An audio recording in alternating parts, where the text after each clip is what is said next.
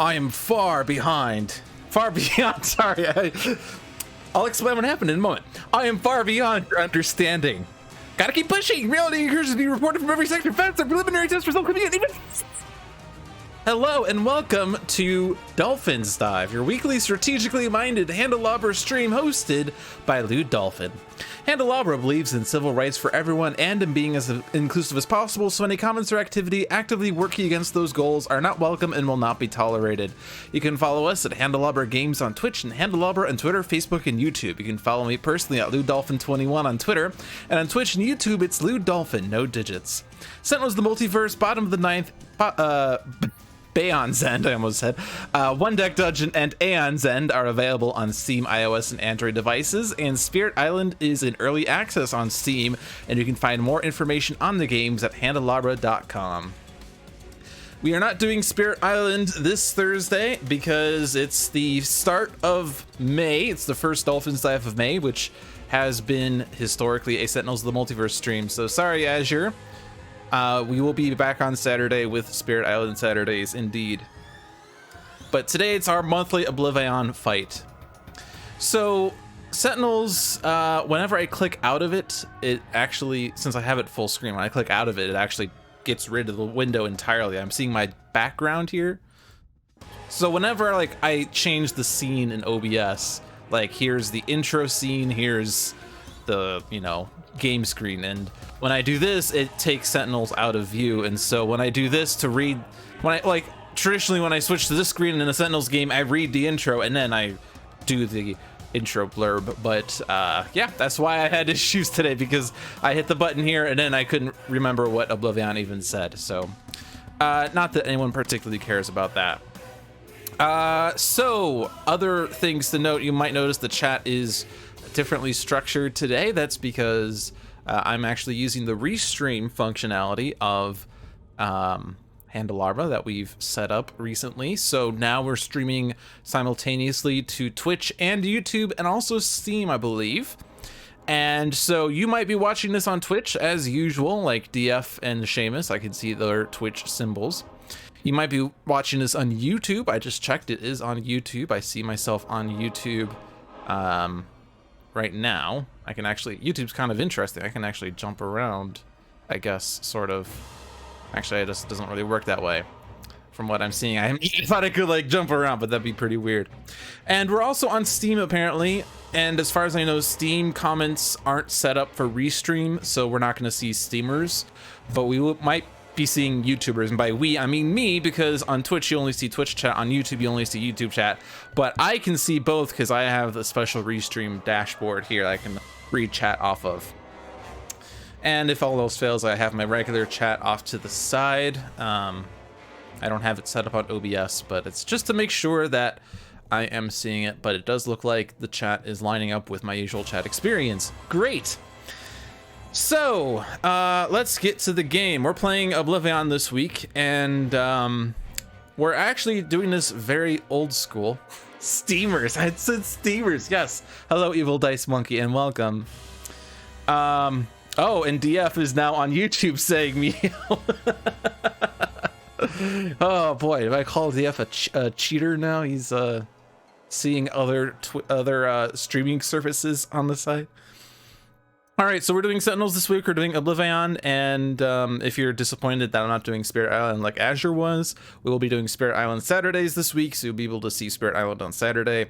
But for the foreseeable future, I will be going to a sort of alternating type of stream experience where we'll go back and forth between all 4 games that I play. But today is an Oblivion match because it's my usual start of the month Oblivion fight. And I'm kicking it old school here. We're doing the OGs, the base game heroes, and we're also in the base environments, and we'll see how far we can go with this. Kind of just had this idea and let's roll with it. I'm not even using variants. These are all base Sentinels heroes with no extra glamour associated with them. Tachyon is starting with Hug Goggles, Hypersonic Assault, Lightning Reflexes, and Sonic Vortex. Tempest is starting with Chain Lightning, Flash Flood, Localized Hurricane, and Otherworldly Resilience. Bunker has Decommissioned Hardware, External Combustion, Omni Cannon, and Recharge Mode. And Wraith has Combat Stance, Infrared Eyepiece, and 2 Suture Selves. We have Void Soul, which means we need to flip objectives. And he also reacts to objective flipping. Scion Reserve is there. We have Progeny in the other battle zone. No glamour? No, she's a villain. You're right. We're not in the right place for glamour. Impending Doom. Okay, that's a really tame card play because it does nothing for the time being.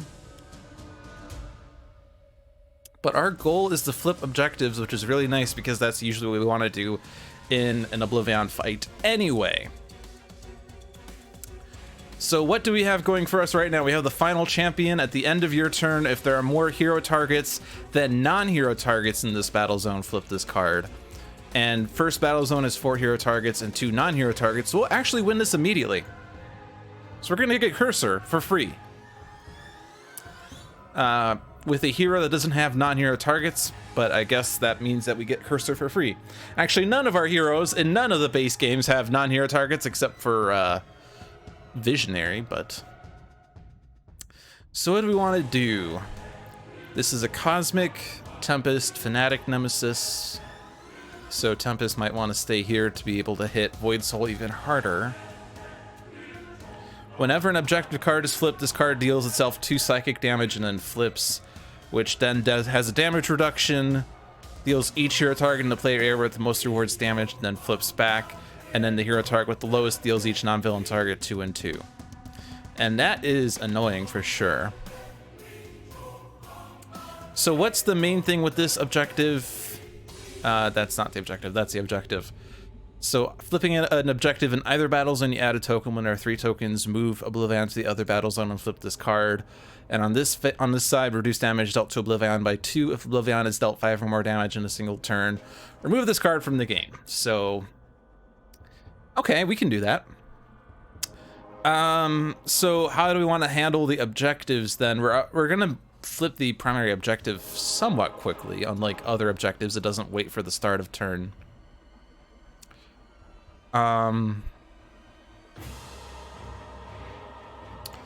Because if we flip it in Void Soul's side, or if we flip an objective on a battle zone with Void Soul, he flips and it's just terrible. So it might be a bit better to go to the other battle zone if we're going to flip an objective and save the people who can actually hit Void Soul on this side. But then again, getting rid of Void Soul means we get a new Scion, but I don't know. There's also the thing of if we don't have a hero in the other battle zone, we get a devastation token for Scions outnumbering heroes. There's obviously Aeon Men we need to worry about. Oblivion feels like playing the last Avenger movie. I've not actually seen the Avenger movies beyond the first one, and I didn't really get super into it because I just felt very unfocused as to what was going on. So many heroes and I couldn't follow the plot threads. Hey Hank, great, how are you doing? Welcome to Oblivion. Well, obviously, like, Tachyon has... I mean, Hypersonic Assault would be nice, but it doesn't stop the hero target damage here. It might be better to go to the other battle zone. There we go, now I can actually see what's going on. I was trying to right-click and it wasn't working. It's also hard to keep focus here. Fair point.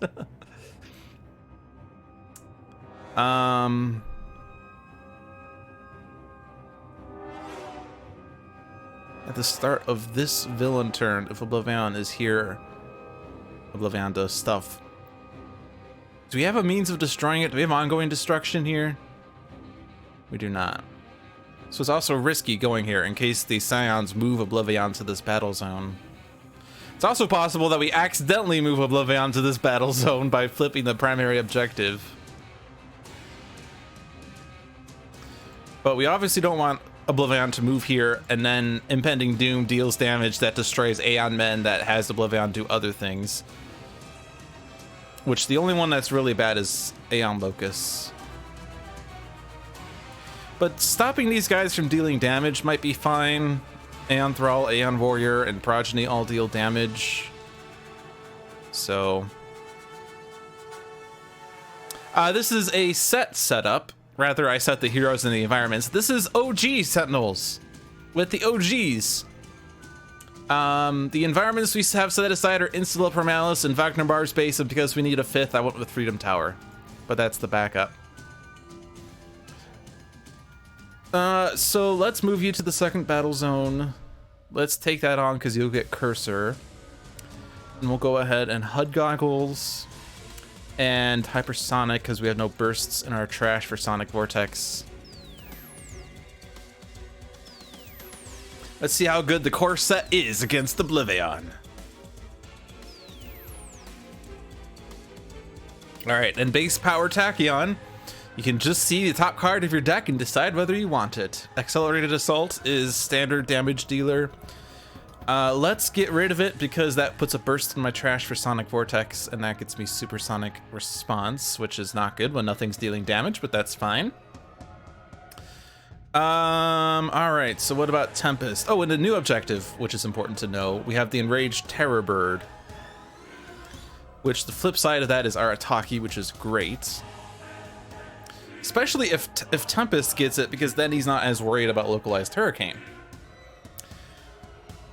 But do we want Tempest to stay here or to do something else? Well, if we want Tempest to stay here, whenever this card would deal damage, you may discard a card to redirect that damage to a hero target. Well, it probably would make sense for Tempest to do Otherworldly Resilience in that case. Although I would really like to have Localized Hurricane and Chain Lightning.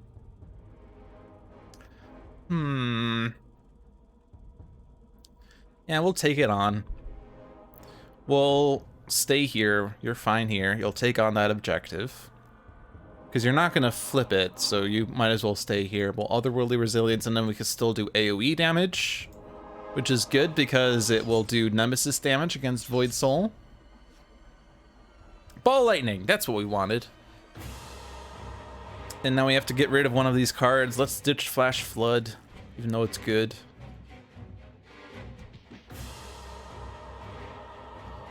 Alright, so the next objective is a Demand of the Gods. At the end of your turn, if at least 4 cards were destroyed this turn, flip this card. If not, you may move this card to another hero's play area. That just gets us this thing that says deal each villain target 9 damage, and if damage is dealt, remove this card from the game. A rather lackluster reward, all things considered, but at least gets rid of that card from the deck if we take it. Which means that you're not likely to flip that objective, so you're probably safe to stay here as well. I'm not really happy with your hand too much, though. Although External Combustion would hit Enraged Terrorbird, it's an environment target. And it would also hit Void Soul. And my base power is draw a card, which is at least as good as skipping. If I do recharge mode, though, it's also the same as skipping, but I get a damage reduction, and I could perhaps get extra cards in the next turn if I still have nothing I really want. But doing something seems better than doing nothing. So this is if 4 cards were destroyed this turn. Well, that's not really likely to happen. Actually, no, it is likely to happen. We have Omni Cannon. Okay. We'll stay here. We'll take on this objective. And I think I'm going to actually put out Omni Cannon. We could theoretically get the Demand of the Gods next turn if we put 3 cards under here at the start of his turn. And then destroy all the cards. That's 3 cards destroyed. Deal 6 damage, which will theoretically destroy something. So 4 cards will be destroyed this turn. And that could work out well. I mean, like, Omni Cannon's nice and does damage and stuff, and the Omni Cannon was a classic, but I don't know. Alright, Omni Unity, is this the Omni Unity one? Yes. This one's a scary one.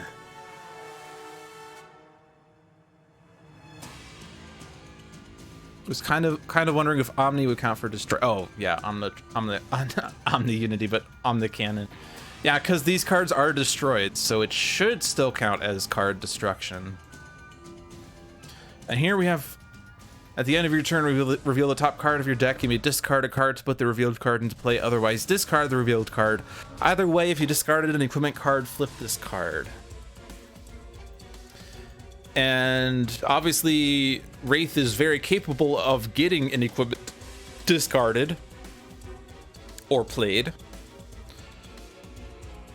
The thing that's scary about this is because the bug I had like 6 months ago, and I have not played with Omni Unity since but the bug I had was that Omni Unity's effects persisted after the hero is incapped. So it's a kind of test to see if this bug has been fixed. I mean, it probably has, depending on if someone reported it. I didn't report it. I should have reported it. If it happens again, though, I can report it. We have a feedback thing now that we can report with. So are you likely to flip? You might flip that.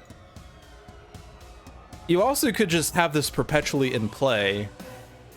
If you reveal an equipment card that we really want, we would discard a card that might not be an equipment card to get it in play. Like we would discard Suture Self. So yeah, we'll take it, and if we're gonna take it, we could perhaps flip it, which means we don't really want to be on this side. So let's move to the second battle zone. Let's take on that objective, and let's remember to actually see what the next objective is. It's Hellion, which this would have been nice to have like the thing with, but oh well. Supersonic, not response, but the other one. Not Synaptic Interruption, but Seraph allows for card plays or powers. Alright, so what are we going to do with Wraith? Combat stance is a bit dangerous in general here because, like, especially even with Void Soul, we have heroes dealing heroes damage. Although combat stance works well with Enraged Terrorbird, right? Because Enraged Terrorbird hits Wraith, Wraith hits Enraged Terrorbird back. Infrared Eyepiece, we would be able to look at the Scion deck. We don't really want to use this on Oblivion's deck, though, because it could reveal a card that goes into play automatically. The Abyss stares back. If this card is ever revealed, put this card into play and then move Oblivion on all heroes to the other battle zone, which is terrible. So we don't want that to happen. The Aeon Men are not dealing damage right now. I could put out Infrared Eyepiece and then hope... Actually, no, that will help us to avoid Oblivion moving here. So let's try that. We could also look at the Aeon Men deck. No, that's fine. Scion deck. Elemental Pandemonium. Well, that will deal no damage because there's no Scions. Oh, right. Actually, no, this is wrong because it's going to do it in Battle Zone 1. Oh, well. The Scion with the lowest HP deals the 2 hero targets with highest HP 2 psychic damage each. Each hero dealt damage this way destroys one of their non-character cards. And that is going to happen in Battle Zone 1, which means Void Soul is dealing the damage. This is going to do Nemesis damage to Tempest. This is also going to be card destruction. Card destruction is worse than damage, in my opinion. Impromptu Invention. Trust Fund. We revealed Combat Stance. Well, I don't have an equipment in hand, so I can't actually do the thing. I probably should have not played the equipment then, but that's fine. Let's discard Suture Self to get Combat Stance. That's fine. I like Combat Stance. Police backup! Police trying to shoot Oblivion! That's funny. So we might have made it more likely for Oblivion to move to this battle zone as the result. Oh well.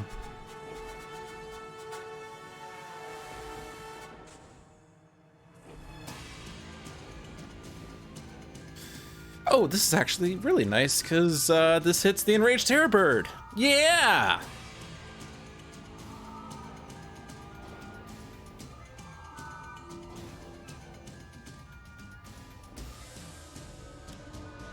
The Kraken! Taking on Aeon Thrall. Thank you, Kraken. Kraken is really good here with all the Aeon Men. Play the top card of the Aeon Men deck. And then Progeny can't deal damage. Progeny can't deal damage. Aeon Warrior can't deal damage. Aeon Vassal can deal damage though. But that's why we have Combat Stance.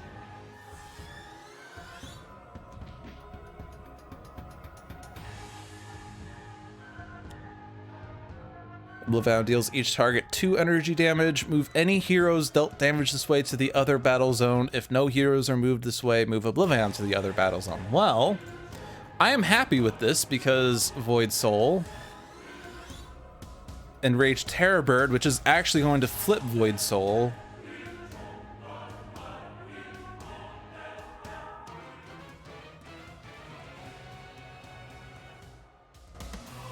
That was the...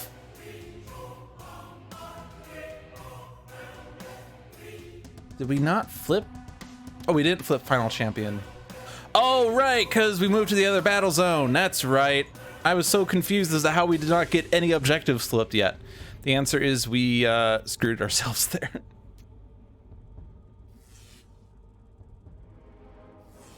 So Tempest was not dealt damage this way. Interesting.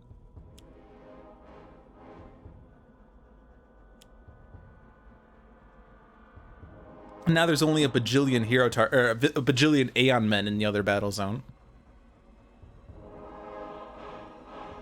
Okay. Well, so that means that that Tachyon's not getting Hellion unless we want to swap out for Final Champion, but I like Cursor. This also reduces the first damage dealt to any hero target in this play area each turn by 4. That works great for Tachyon. Well, no, actually, it's not good for Tachyon, right? Because that means Tachyon can't keep out pushing the limits. Oh well, we don't have that yet. Doesn't matter. We'll worry about that later. We could trade, right? Although I don't think particularly... I mean, like, Tachyon is actually totally okay with Digital Age because this involves discards.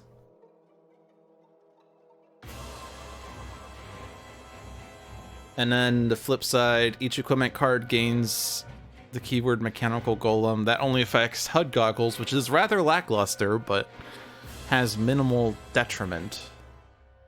On the other hand, this would be awesome for Wraith, so I don't know. I mean, I'm fine with Cursor, even though it's going to make pushing the limits inert. I'm more just wanting to get things. So,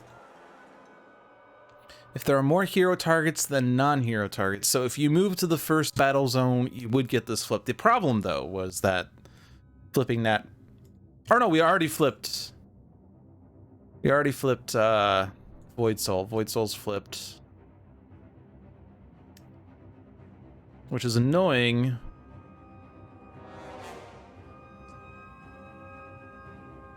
That does sort of mean that we could put one hero in Battle Zone 1 then to just deal with the Void Soul effects, because there's just a bunch happening there.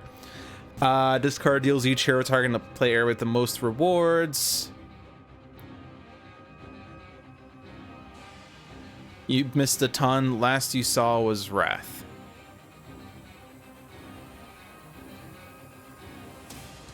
I don't know what Wrath you're talking about.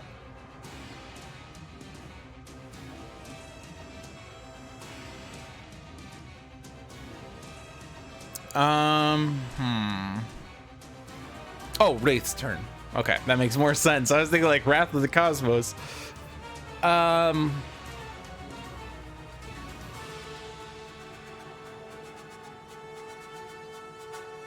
See, the problem is Tachyon is not well equipped to deal with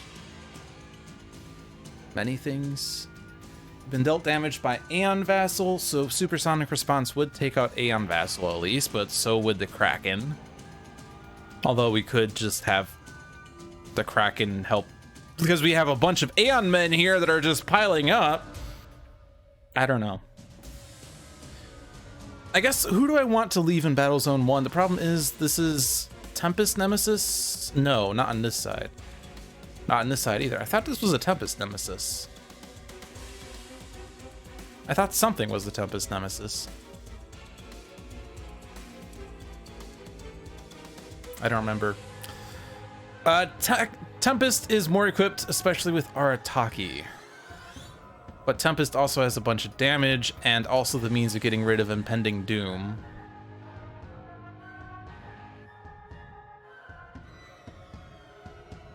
Hey, Migrant P, welcome.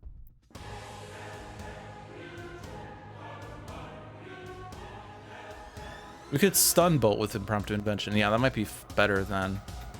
Are you winning yet? Not quite. Stay here. And you're going to do quite a bit of damage here that we can't avoid.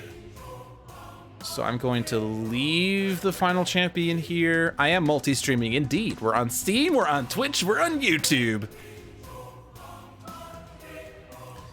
We'll eventually get the final champion. So I'm gonna skip this. Do I want to shuffle the mission deck? I mean, extra powers is nice, so I'm gonna skip that. He's on the winning path. Well, I can say for sure that at this point, we are either winning or losing.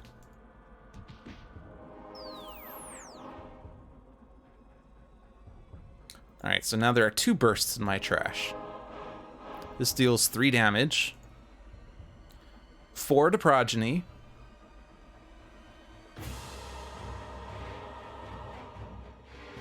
Yes, DF is in both chats at once.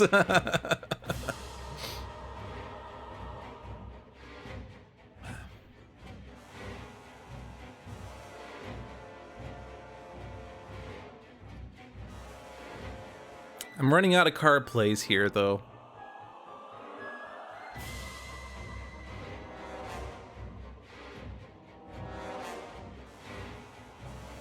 Let's see. Currently Kraken is targeting Aeon Thrall. I kind of don't want that to happen. I want Aeon Locust to be taken out because if Oblivion takes these out, that is 3 card plays. The YouTube chat is delayed a lot. There was a 14-second delay. Did you do it at the same time at both? Also, ooh, I could block from here. I can block people. Yeah, let's use Sonic Vortex so that we could direct the Kraken at a particular Aeon Locust. Let's hit one that's higher because 5 HP is still enough to take it out. I don't know if we need to spread this out. Let's spread this out. Let's focus on the loci. Rapid Recon gives me Hypersonic Assault. As much as I would like to get something different, Hypersonic Assault is really good. I'm going to keep it. Stopping Oblivion from dealing damage is great. All right, so you're going to move to the second battle zone because we need to destroy the ongoing. Do we want Hellion? That's going to hit everything. Deals me 1 irreducible that redirects to Arataki, then deals each hero target, which hits Wraith and Bunker and Tachyon, but Wraith retaliates. Yeah, we'll take this on. It's something. Extra powers for Tempest is good, of course. The Red Menace. Oh boy. Tachyon would really like that, I guess.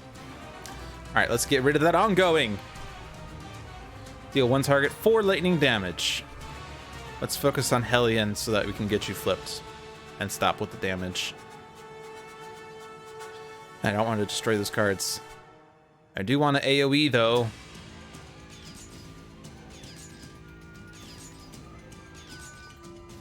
One damage to many things. Reclaim!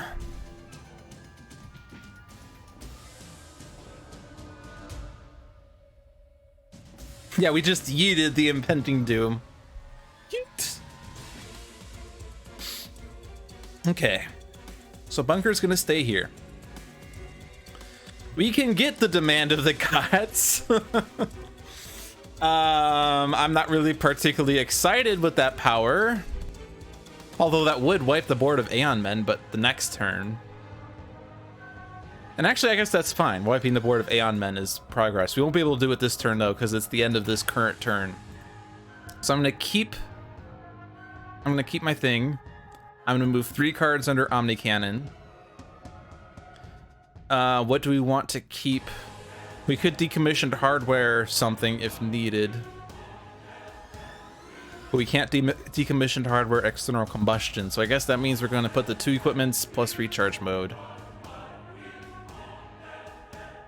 And I could actually, I could actually take out many things with this. I could destroy 3 cards before I even destroyed cards with Omni Cannon. I could have arranged it so for more Aeon Men to be at 4. Or at 3, because this is only going to be 3. Well, yeah, I could have targeted something different here. With what did I use? I used Ball Lightning. I did 4 lightning damage. What did I do? I took out something, didn't I? What did I do with that? Oh, I hit Hellion. That's what I did.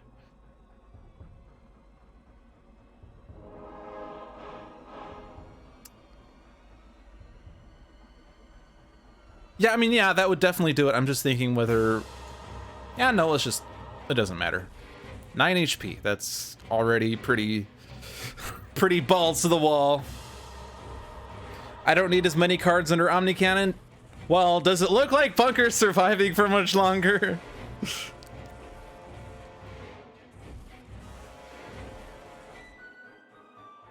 Actually, you're right. I don't need that many cards because I'm not going to be able to... Okay, let's get rid of our mint. Let's move Flat Cannon. The one that survived was Aeon Locust. I would rather that guy be taken out. Yeah, so we'll stop there. All right, that's fine. Sorry. Lost my mint because of Migrant Bee. No, it's fine. I've not actually played a one-shot in a very long time, so I haven't even gotten a mint in a very long time. I used to do those, I used to put videos of the one-shots on YouTube forever ago. Before I even was streaming on the Handelabra channel, I was doing one-shot videos.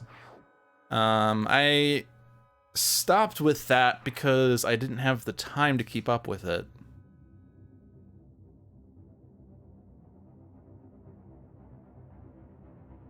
Alright, you're gonna move to the first battle zone. We're gonna keep the digital age for you for now. We're gonna impromptu invention. Get a stun bullet off of that. That's nice. Smoke bombs. The hero target with the lowest HP, the Wraith. The hero target with the highest HP, the Wraith. That doesn't seem like it's going to work though, because it's not a redirect, so it doesn't work. So we have stun bolt. So I could utility belt and then use infrared eyepiece, although infrared eyepiece only really works on the Scion deck, and that only stops, or not stops, but controls the first Scion play, which if Wraith is alone, it does work. Really? See, the text says...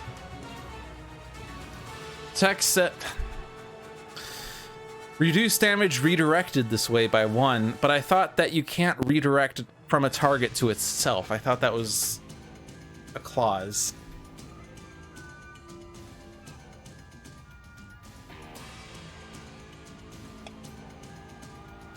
I became a handle rat and tech gear employee, so be revealing how to be. Well, I don't have any any insights. It's how Christopher wants it. Okay, Christopher supersedes that. All right, so smoke bombs and stun bolt will then help a lot. Let's just do that then. And we once again don't have an equipment in hand, but stun bolt is really good here. Even though it's not going to do any damage, that's going to reduce this damage by 1. It's going to reduce this damage by 2. Damage will not be dealt this way. Because smoke bombs. If Omni Unity comes out, she's no longer alone. If we get Omni Unity, there's no guarantee of that right now. Unless I rewind. That was supposed to be a wink. I don't think it came up that way. There we go. That's more wink-like. It felt a little more like I was doing a thing.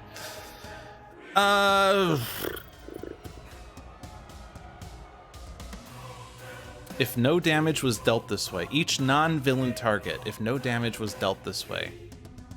Currently, there are no other non-villain targets. I mean, I had stun bolts, which I could certainly rewind to get back.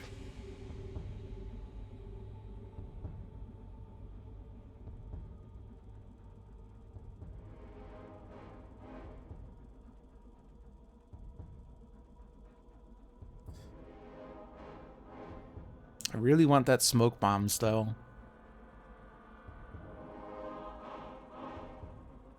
Well, I can still... Okay.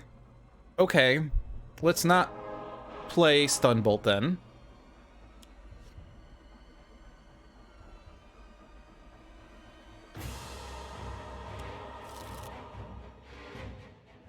Let's trust fund. A target dealt damage this way cannot deal damage. Another stun bolt. All right, well, I'm gonna ditch Sutra Self.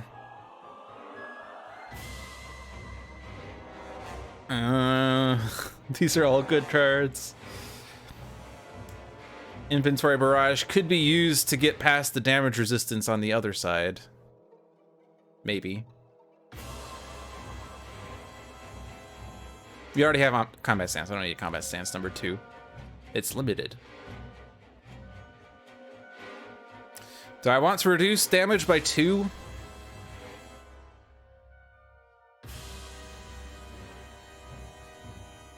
And let's not reveal Oblivion for obvious reasons. Scion deck, let's stop a Scion from being revealed, such as Terrible Burden. The Scion with the lowest HP deals the hero target with the highest HP 4 energy damage, and the hero with the lowest HP 3 projectile damage. Well, we have smoke bombs. And now we have throwing knives. Okay. Utility belt. I see.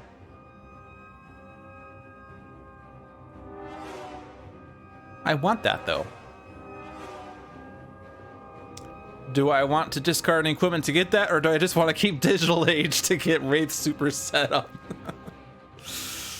Well, what happens if I get Omni Unity? Each target in this play area may deal 1 target 1 lightning damage. We would have 3 targets. We'd be able to do 3 damage to nothing because we have -2 and immune.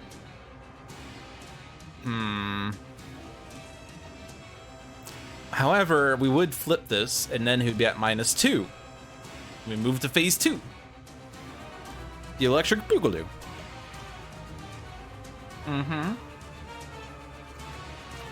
The question is, do I value the objective side or the reward side more? I mean, if I stay on the objective side, I obviously can't get more objectives. The other problem is that then I would have a bunch of hero targets with the lowest HP that aren't Wraith. They redirect to Wraith, who reduces it by 1. And actually, that's going to be terrible. Okay. I'm not going to claim that. So I have to discard a card to put this into play anyway, so I'm gonna ditch Inventory Barrage. No. Well, yeah, it can't be an equipment, otherwise the thing flips. Baconator, hello and welcome to the YouTube stream. Plummeting Monorail. That could be a means of dealing damage to Oblivion.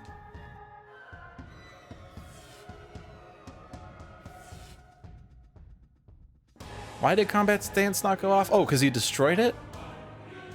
Did you destroy it? You destroyed it. Because... Oh, at the start of this villain turn, destroy it. Okay. Doi. Okay. We also don't have a -1, you might notice.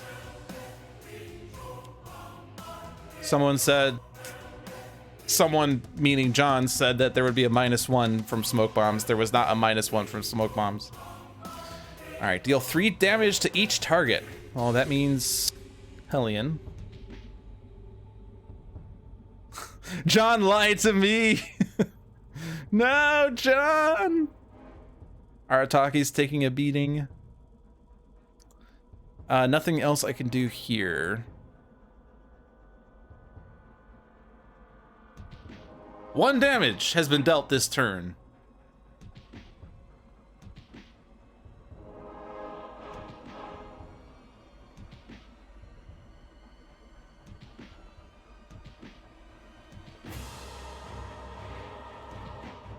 It does not redirect the damage, but still reduces damage dealt to the Wraith by 1. This also happens if the Wraith is an isolated hero. Maybe a bug in Oblivion mode. Okay, let's be proactive here.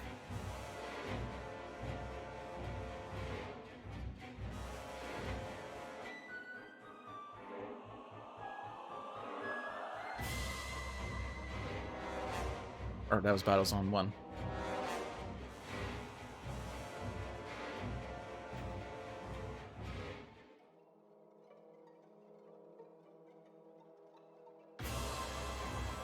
Look at me. Oh. Let's take a closer look at what happened. Oh yeah, that was -1. Okay, yeah, that was the self-damage part. Okay. I missed that clause.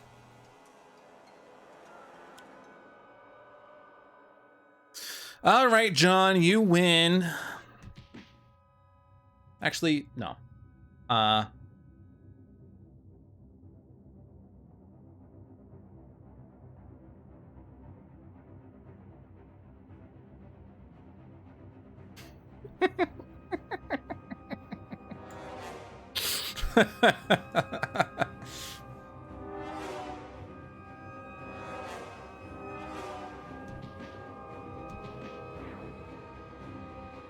But all right, yeah, I missed the fact that it was Wraith dealing the damage.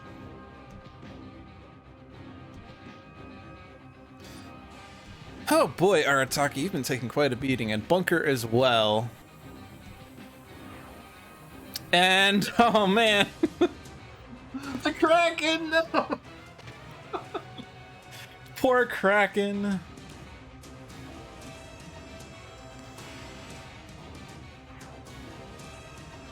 Oh jeez.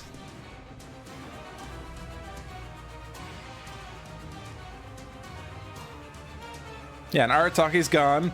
And oh boy, damage.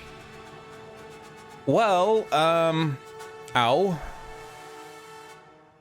Bunker's gone. These guys are moving. Might as well hit them first so that we don't hit the rewards. And that's it.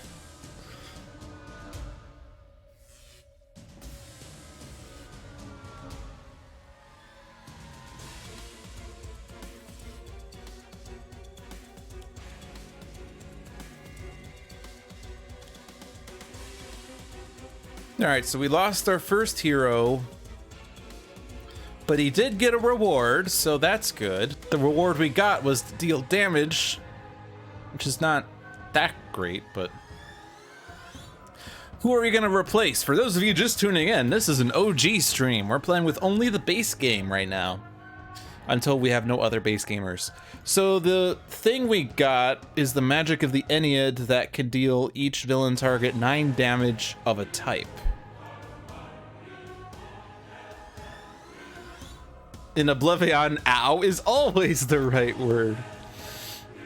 So it's worth pointing out, and I know that this has been said on the Handelabra live stream, that I can see the Twitch chat, I can see the YouTube chat, and you can see me, and you can see me, you being two different things, but you can't see each other in the base chat directly, but you can see in my stream what the other peoples are saying. So Twitch has more activity, but Baconator is in the YouTube chat, so I'm trying to make sure we respond to everyone evenly. Yeah, Oblivion is not in the base game. Womp womp. Ra is an excellent choice, and I was originally going to put Ra here when I was setting this team up, but then I thought... Actually, I don't know what I thought. I thought I wanted to give Bunker some love because he's never loved, and he got some love. Luminary is in the base game. Technically correct.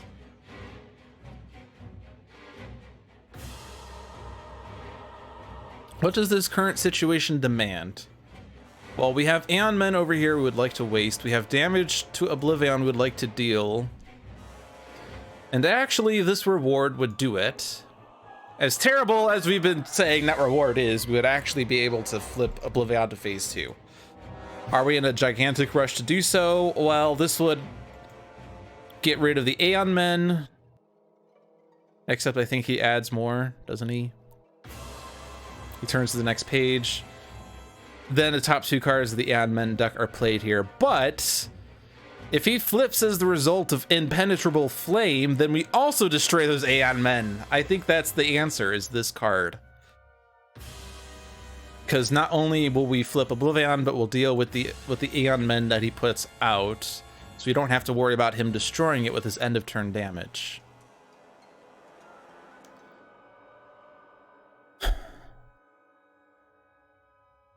On the other hand, Oblivion is not in the same battle zone as the Aeon Men, so scratch that plan. And that's actually very unlikely to occur anyway. Because he destroys Aeon Men at his turn, yeah. So...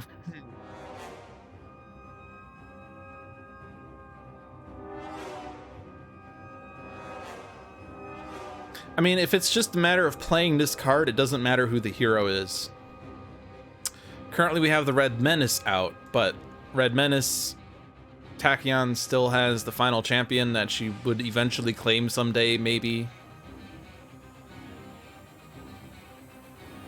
Although that's unlikely.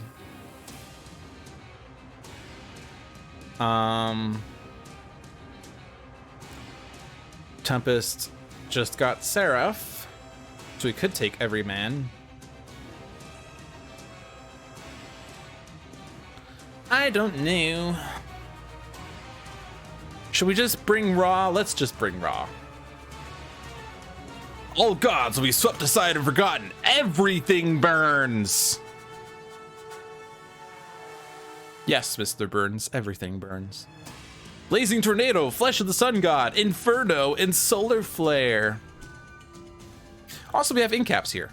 One player may play a card, reduce the next damage dealt to a hero by 2, put a card from a player's trash into their hand. Oh. Oh. That's also a really good way of getting Arataki back. Because it doesn't discriminate what card.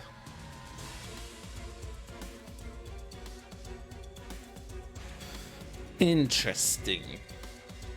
But if you do that, you're not getting Magic of the Ennead or getting a card play. Or actually, no, if you do this, you would be getting card plays and stuff. If you go for Magic of the Ennead, you lose your card play, you lose your power. But you have some really good cards here. Exceptionally good cards.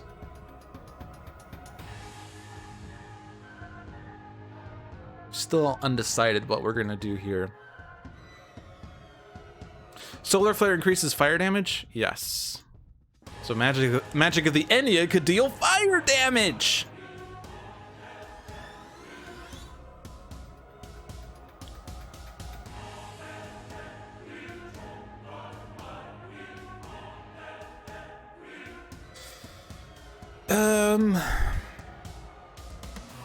And we have the problem now that Kraken is targeting the thing with the lowest, which is currently Progeny.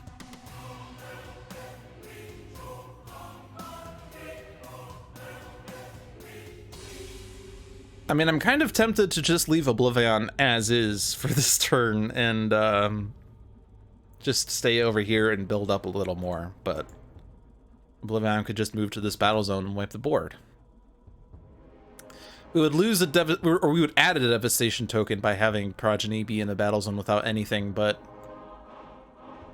Progeny's currently at 4 tokens. He is going to deal 4 cold, 4 lightning, 4 fire. Yeah, let's just leave everyone in this battle zone then. Especially because the Kraken would target a hero, so that makes sense. And in Battle Zone 1, plummeting monorails targeting Void Soul and Ra. I mean, this is a fine opportunity to do Hypersonic Assault. The problem is, hero target with the lowest deals each non-villain target 2 and 2. We really need to get rid of Void Soul. So I guess that's our next priority, is do as much damage to Void Soul as possible.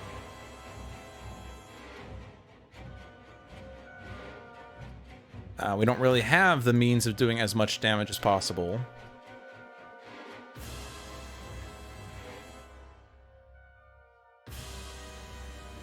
But 2 and 2 to each non-villain target.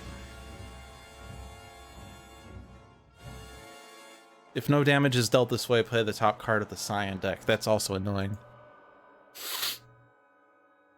Ah, jeez. I'm not happy about many things right now.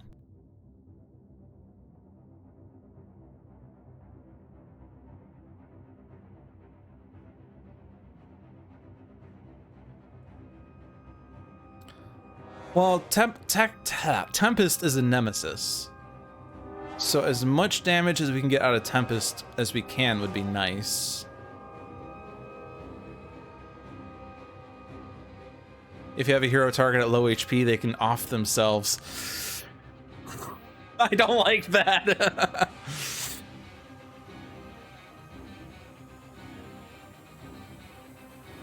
I guess Omni Unity can help with this. Oh yeah, they are nemesis. Just didn't show. I don't know why it didn't show. Weird.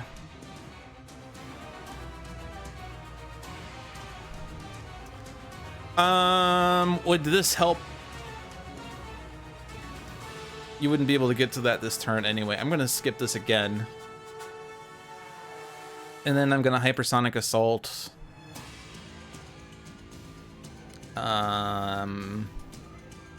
Yeah, because if we're gonna target Void Soul, then the plummeting monorails then instead going to target 2 hero targets, which is worse.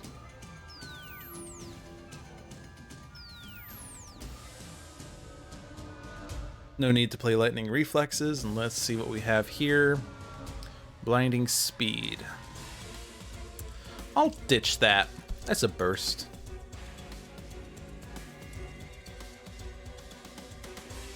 Stay here. You could take on this objective. Yeah, I mean, it's gonna hurt us, but I like the other effect, especially with Localized Hurricane. This is going to be ridiculous. So let's see. If you are dealt damage, you may play a card or use a power. The problem is, I have 2 cards I would really like to play, and I would really like to use Localized Hurricane's power. But if I use Localized Hurricane, I have to play Localized Hurricane, which means I'm not playing Chain Lightning. Actually, no, I could play Localized Hurricane, and then you could be dealt damage, and then I can play Chain Lightning. Okay, no, I can still do all of the things. I don't know what I was thinking of.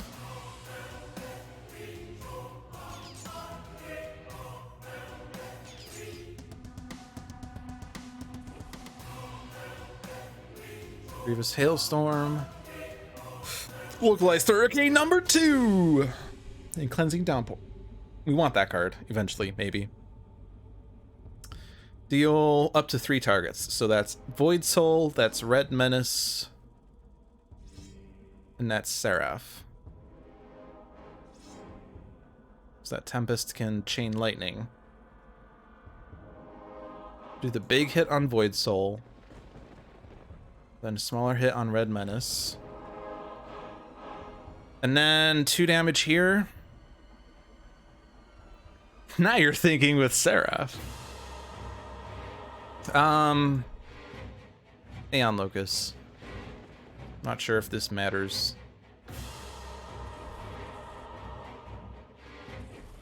This is a villain target, which means smoke bombs should trigger, but it didn't. I guess it's not a villain card. Okay, it's just an objective. They are technically not villain cards. Okay, stay there. Ah, boy, I really like the flip side of this. It's definitely slow to get, but I really like the flip side of this.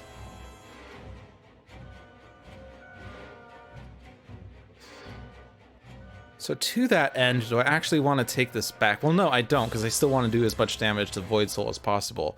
I have a play here. I could do Solar Flare off my play. I could play Inferno. That'd be 5 damage. I could do Base Power. That'd be 4 damage. That'd be 9 to Void Soul.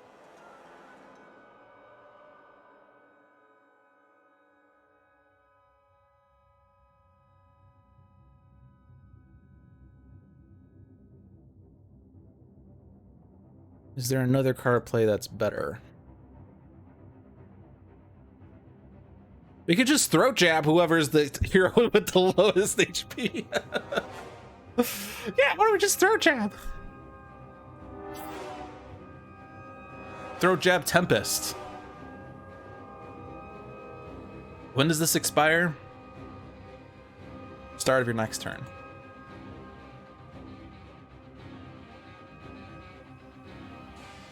I mean, the other thing is because if I destroy Void Soul, Oblivion's just going to replace him immediately. But if I move Oblivion to phase 2, then he won't replace Void Soul until the start of the next Oblivion turn, right? Or the end. Yeah, it's the end that he would replace. So it's a bit better to destroy Scions not in phase 1, because they just keep getting replaced. He also can't deal damage. It's the start of turn damage that sucks. But if we do get Digital Age, we can actually, if we do get Omni Unity, we can control this a little better. We would sacrifice the equipment for the greater good, basically. So maybe I'm not as worried about Void Soul now. So if I'm not as worried about Void Soul now, let's actually then take a step back. Let's go ahead and move Ra to the second battle zone and take on this objective, just so that he can move to the first battle zone at the end of his turn to get that token. Because Nature's Compulsion and Primordial Boon actually do very interesting things. These are the only other times that a hero can change battle zones willingly outside of the pre-start of turn. At the end of your turn, you may move your hero to the other battle zone, and at the end of your turn, you may move your hero to the other battle zone. So we could do things against Oblivion and then run away without worry. I really like that. So now we're in the battle zone with Progeny and Oblivion and Kraken. We can't really do anything with those because Progeny has a -4. But I could put out Solar Flare still. It's going to be a bunch of self damage, but I really like Solar Flare. And while the damage against Oblivion won't matter, and the damage against Progeny doesn't matter, and the damage against Kraken, I kind of would prefer for Kraken to just go off anyway. So I'll just bring Oblivion down to 9,997. Drawn to the Flame. We'll move to the first battle zone. That gets me a token. I will deal the self damage. All right, stay there. Now we have a true hero in the end. Oh boy. Oh, but I have Digital Age, so I don't care about this. Do I want to shuffle the deck, though? The thing about Brother's Sacrifice...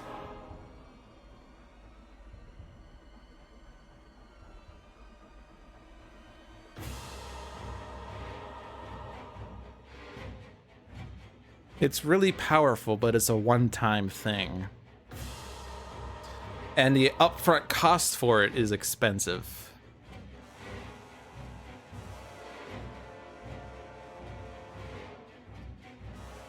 I'm tempted to just shuffle the mission deck.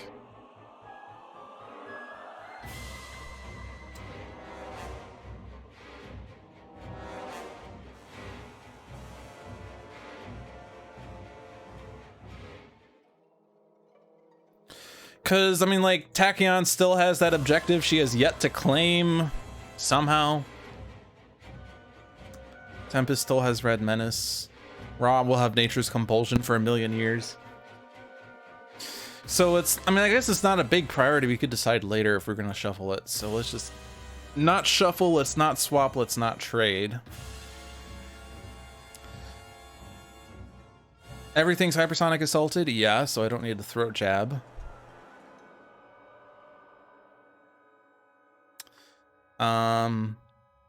So it's put out an equipment, put out stun bolts, and control the Scion deck again. Let's see, Scatter Slaughter. Well, no damage would be dealt this way. Terrible Burden adds a Scion that would deal damage. So the answer is Scatter Slaughter.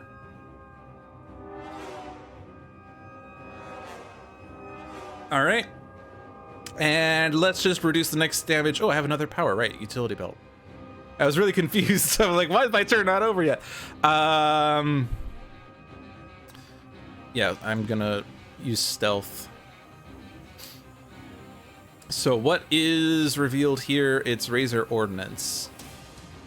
So I could get Razor Ordnance in play by discarding Razor Ordnance, and by discarding equipment card, we flip Digital Age.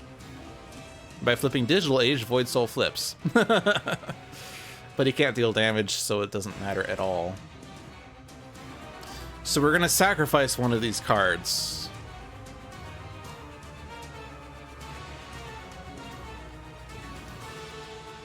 Seven damage. Unfortunately, you have a -2, so that's actually terrible. Well,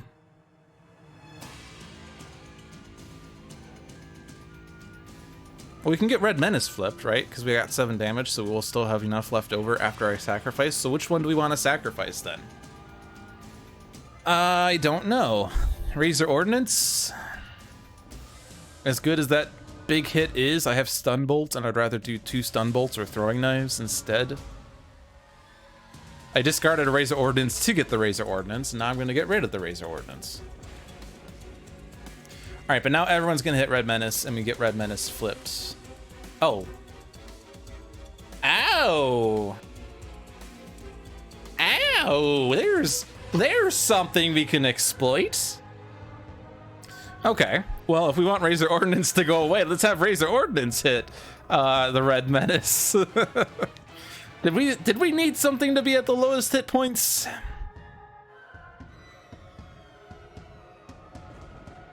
There we go.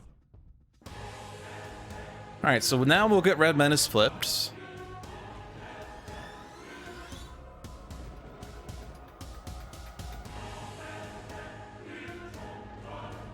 Yay! So now we can't deal damage to Void Soul. So I guess it's Aeon Locus.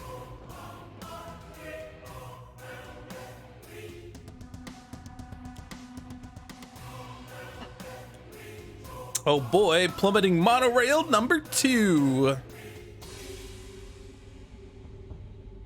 We have to destroy one of these cards? No!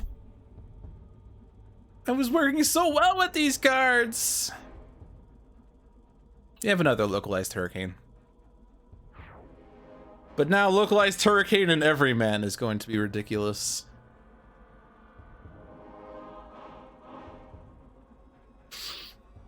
Okay, so take out Razor Ordnance. We did it! We stopped the damage! Razor Ordnance prevented Razor Ordnance from dealing damage? Is that what that said? The Kraken number 2! We have so many big damages in both battle zones. This card is doing nothing. Oh, never mind. This is happening. But there are no players in this battle zone. So that was a waste of a turn. Add a devastation token and play the top card. Play this card in the other battle zone's play area. Okay. So if we want to flip Oblivion, this might be a better time to do it. Maybe. Maybe not. We still have to deal with the Kraken and we still have to deal with other things, but we could deal a buttload of damage. So you're gonna stay there. Do we still have way too many? No, we have more hero targets now. Thank you, Omni Unity. All right, we can get this now. We're going to skip that.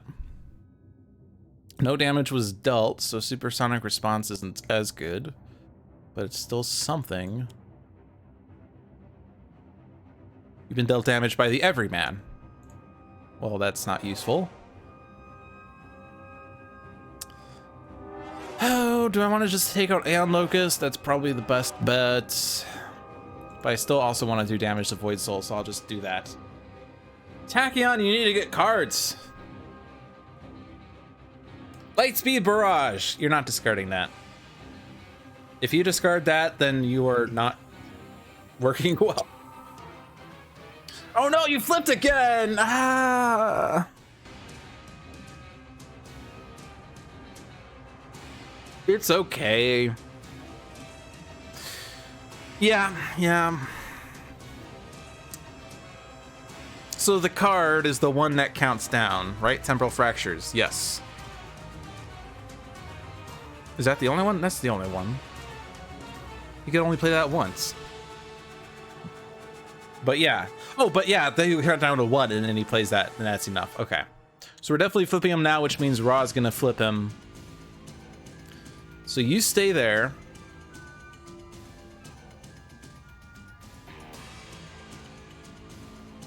You could just take that on. This is optional. And each hero, yes, it's only heroes, but that's fine. Every man is dealing many damages if we can get many damages.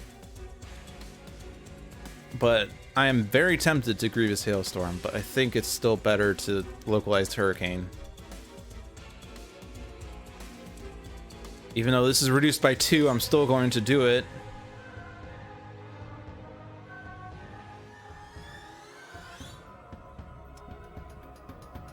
Yeah, that's fine. There's also Impending Doom. Well... Oh, right. Right, isn't it the... Not the Focus of Power. I thought we got rid of it. Wait. Oh, yeah, we got one of those. Right. But yeah, it also does the thing. Okay, this is Irreducible. Also, you have Cursor. That's nice. Anything else here? Plummeting monorails are not really good right now, but let's just ignore them. Because I don't know how to stop them effectively. They're gonna hurt pretty bad, actually. Hit Seraph. Tempest will play a card. We could Stratosphere the Focus of Power. I'm more tempted to Lightning Slash, even though it's -2. I'm very mad that we flipped that, but the only way to stop that is to move a Tachyon to the other battle zone.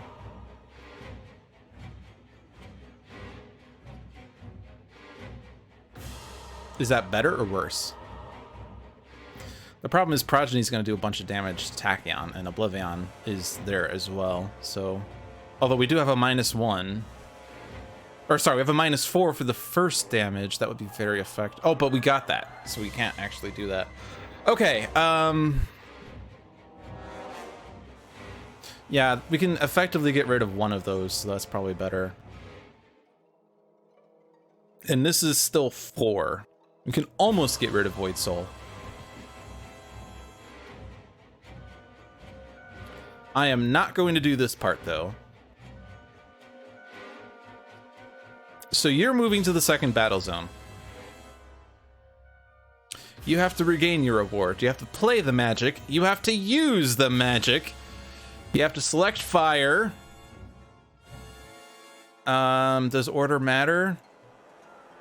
I don't know if it does. Let's hit Progeny first.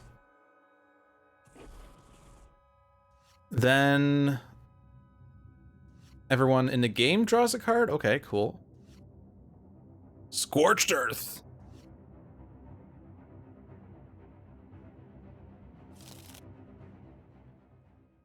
All right, we're in phase 2. Now we're in 12 minutes and we're in phase 2. He's dealing 4 damage. Oh, because he flipped. Okay. Then top 2 cards play. Okay, yep, that's fine. You could do that. That's fine.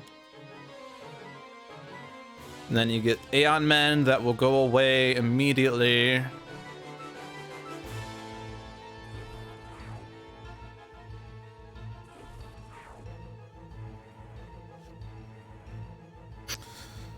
And then, as terrible of an idea as it is, because there's going to be 5 devastation tokens that will be added, I still want you to get tokens. So you're going to move to the first battle zone and gain tokens. And, ooh, geez. Devil's Bargain. Let's do it. And by no, I mean yes. Fun fact.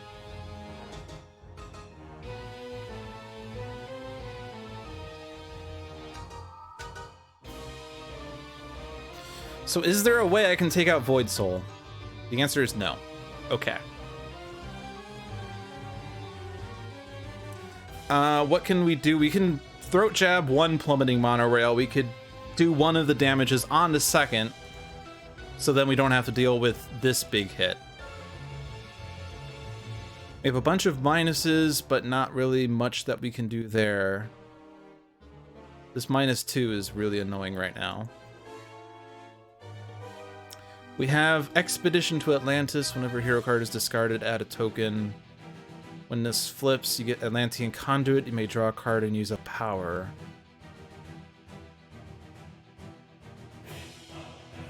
So you can get that immediately if we pay for it. My targets are doing 2 damage. Why are they? Or, sorry, my targets are doing 3 damage. Why are they doing 3 damage?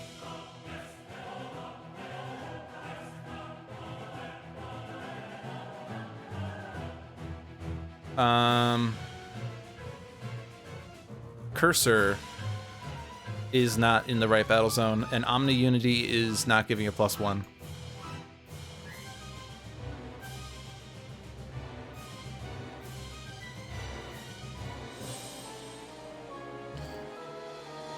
No, just stay there and take that on. Yes, everyone's in battle zone 1. Wait, oh. Oh yeah, it's not just Tachyon. Okay. Okay. But it's still, still not enough because it's a -2. Oh well, that was a nice thought. Yeah, that's actually super annoying. Although, when this flips... Oh, but then the first hit will be reduced by 4 and it's gonna bypass it. In this player, never mind. Okay, we can still... Okay, never mind. We're fine there. So yeah, I guess it's Throat Jab this guy to shut him up.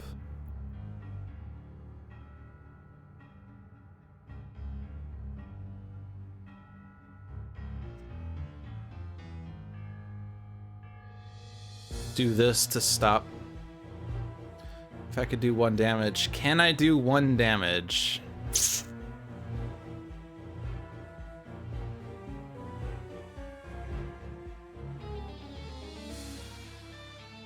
Could I have done 1 more damage, I guess? Well, I can't rewind that far. And Ra had to move to the other battle zone to deal with the Oblivion problem.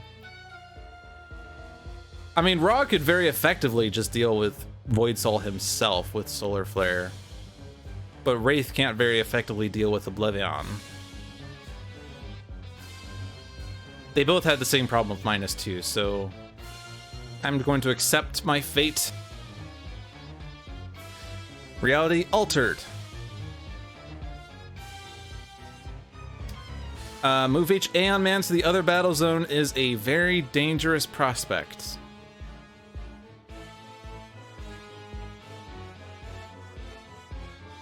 The sign with the highest deals 2, 2, and 2. We've reduced it by 1.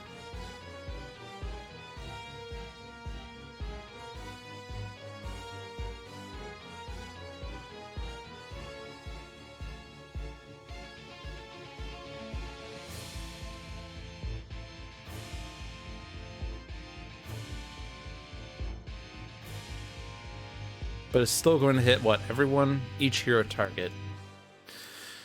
I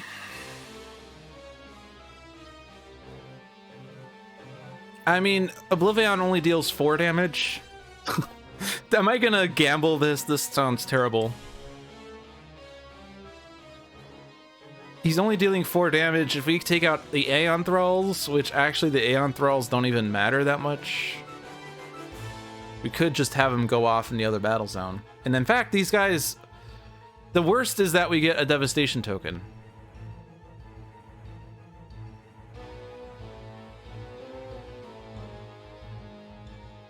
Dare I gamble with reality altered? I think I am. I think I am.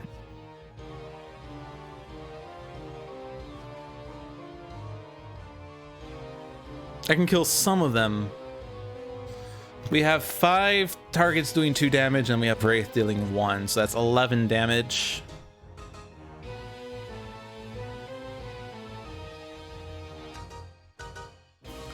I think Wraith's is going towards this plummeting monorail.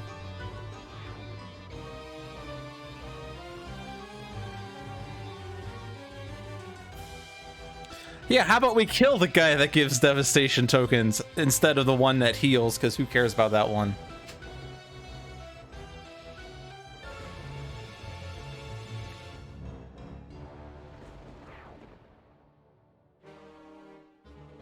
And then the guy that deals damage doesn't matter because there will be no hero targets in that battle zone.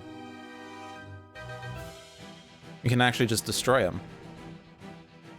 Like this. Now, do we want to expedite... do we want to expedite the reward here? The thing is, whenever a hero card is discarded, add a token. So how often can we discard cards manually? Tachyon, I think innate power does it. I don't see things here. I don't see things here.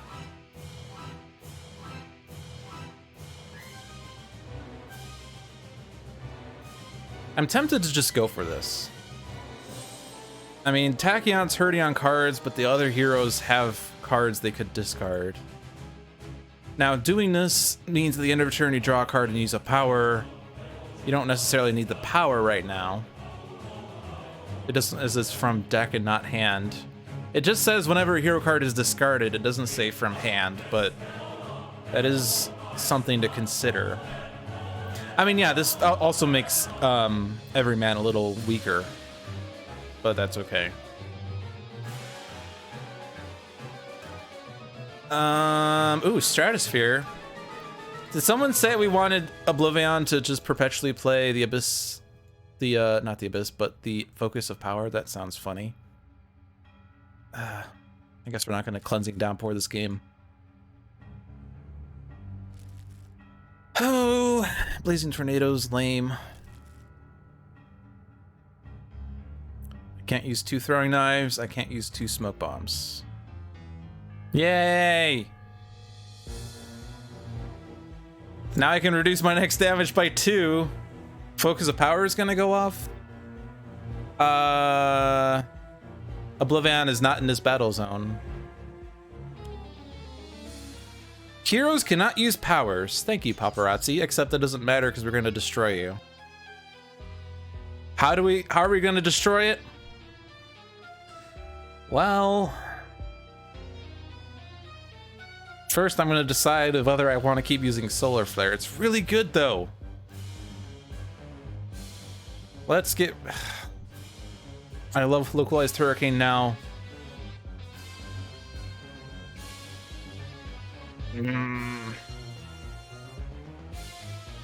Who's the hero with the most rewards? Tempest or Wraith?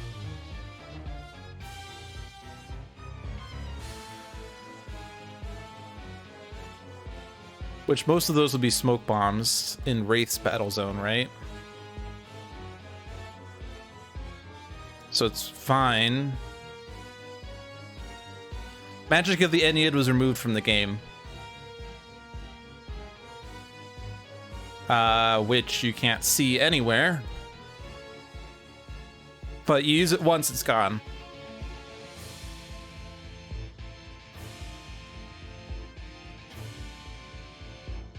I think this was like the one instance where Magic of the Ennead was good. Do you have another otherworldly? Did you discard another otherworldly? I'm gonna get rid of this. I don't like getting extra damage now as the result, but we'll deal with that. Alright, Paparazzi is gone. Summoning Monorail has been more dangerous than helpful.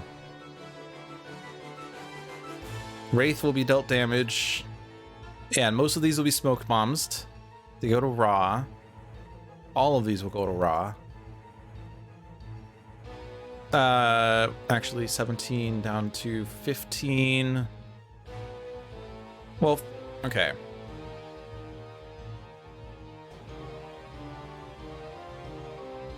I don't know if order really matters, but let's just control this. Because here's where we get a question, right? Yeah.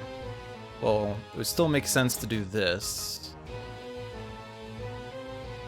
And I guess it still makes sense because the -1 isn't coming from Raw, so it doesn't matter. Okay. And then these go off.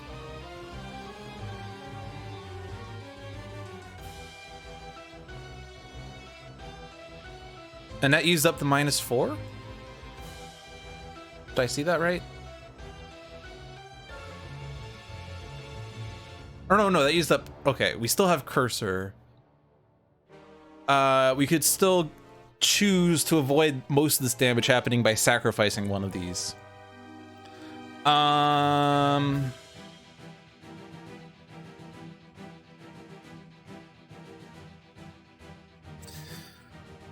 I have more stun bolts in hand. I'd really like to double stun bolt though. Bye, Sparky. Infrared Eyepiece has been really good, though, helping us with the Scion turn.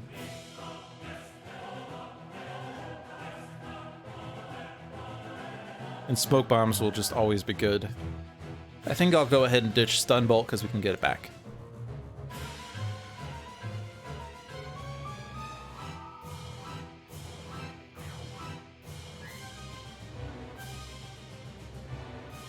Did it say Stun Bolt removes Stun Bolt from the game?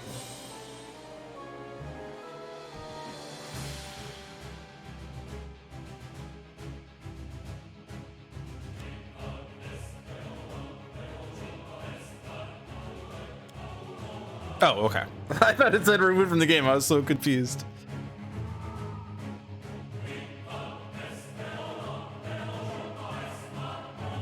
All right, what's happening? Devastation token and play the top card.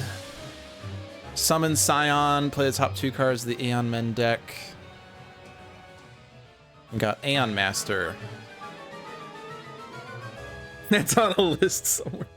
All right, what's happening? Aeon Locus and Aeon Vassal. They should not be destroyed by this. Void Soul is in this battle zone now. Why the hell are you in this battle zone? This is what happens when there's auto plays that I can't really read in turn.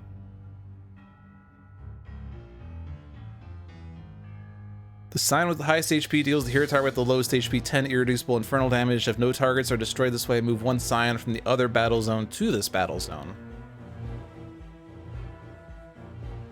So that's what moved you there. Why is Wave of Oppression over here now? Why am I confused? Oh, because Void Soul went off? No damage was dealt this way, so you play... Okay.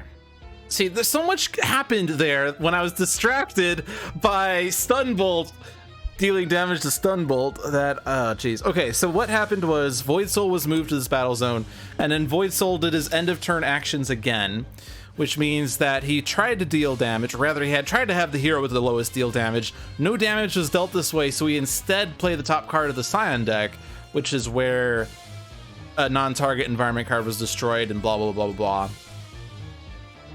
Okay, so that's why Void Soul is here. And now Void Soul is here, which is cool because Void Soul is going to get destroyed. However, we're not getting the 3 HP off of him. But we have the added perk of there being no Scion in Battle Zone 2. Yay! Except we're going to get a Scion in Battle Zone 2. Boo! Whatever. Also, we got more Devastation tokens, I'm sure, because, yeah, actually we got 2 more Devastation tokens because there were 3 Scions in Battle Zone 2 and 0 in Battle Zone 1. Actually, no, never mind, because never mind. It was only 2 because the Summon Scion was only... Couldn't I heal Void Soul with Aeon Man so Oblivion doesn't kill him? Well, yes. What do I want to do, though? Because if I could bring... If I heal him, he's going to be at 3. He'll heal 2, he'll take 4. But how am I going to deal with all of those Scions and Oblivion in the same battle zone? I mean, I have to deal with Oblivion, like, of course. Scorched Earth time?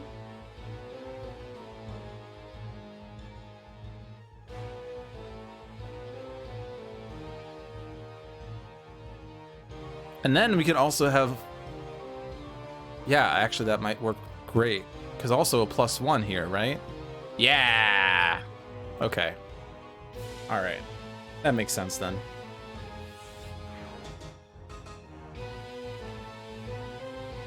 I couldn't deal with Void Soul having 3 HP last round. Yeah!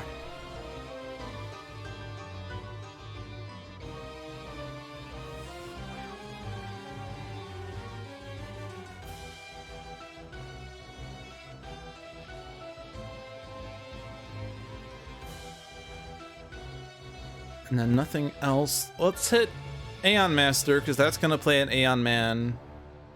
It's Aeon Vassal number 15. Okay.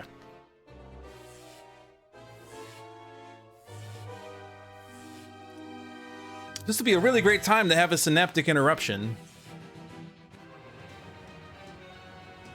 Oh, geez. Dark Mind is here.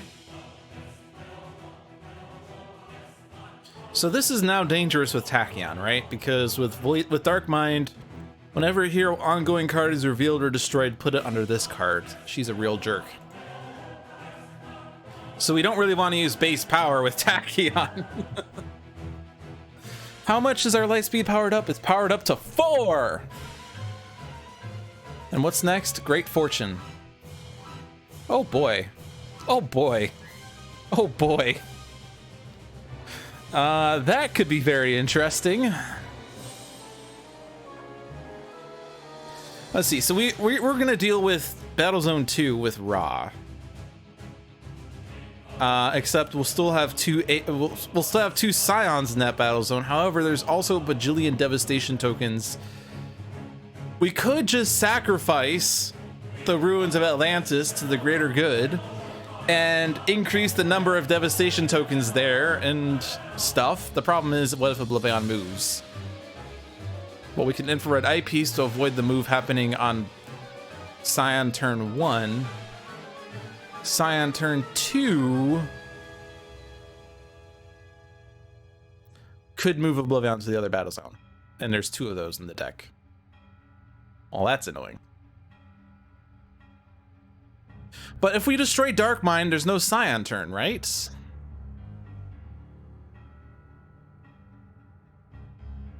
We could control the Scion deck and then destroy Dark Mind. That doesn't seem wise. Although, like, Tempest could almost certainly one-shot Dark Mind solo, right? We could Into the Stratosphere, deal 2 damage.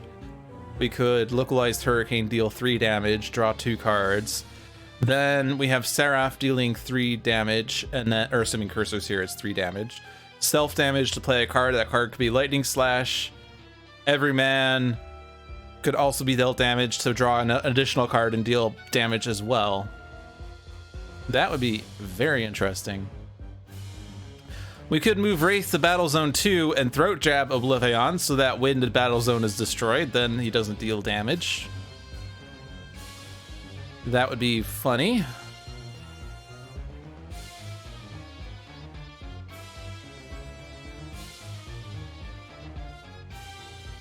I mean, I'm definitely taking this with Tachyon, though. The question is, are we going to have 2 heroes in the second battle zone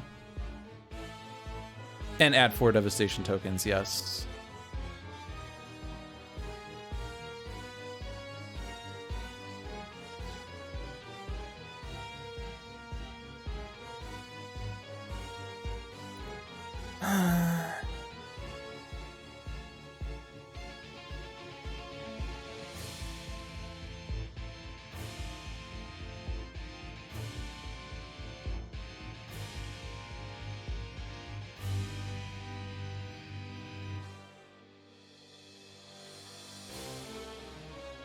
I don't know.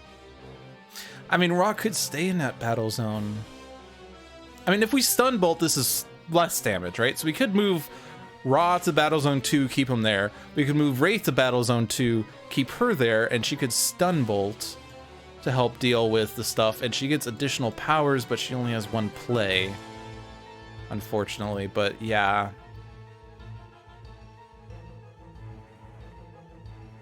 Oh, but geez, to reveal the top card of your deck, if it's an ongoing, it goes underneath Dark Mind. All right, let's move to the second battle zone. You have Cursor, you're defended, you're fine. Take on this objective.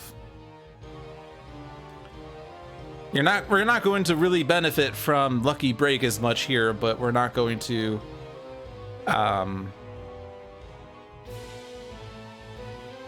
not going to have to worry too much about things. All right, so push the limits. This is only 4 though.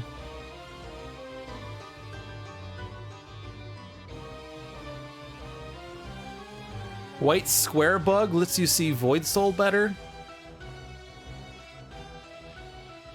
White Square Bug. Oh, that bug. Hey, look, it's White Soul over there.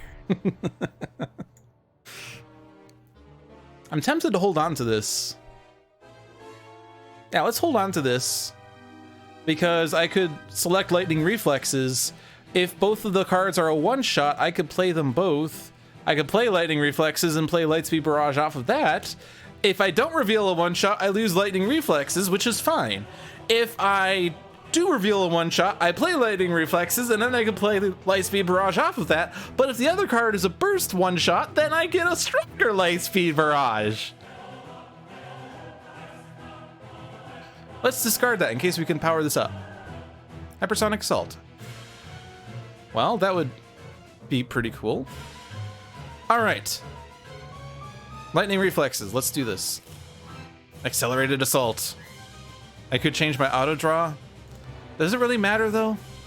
Oh, I guess I could. Well, no, it doesn't matter because you shuffle, right? Shuffle your deck and reveal the top card. Yeah, so if I cheat and I see what the top card of my deck is and then don't draw that card, it doesn't matter because it gets shuffled. Okay, we're playing both. So Accelerated Assault first. I should know how to play.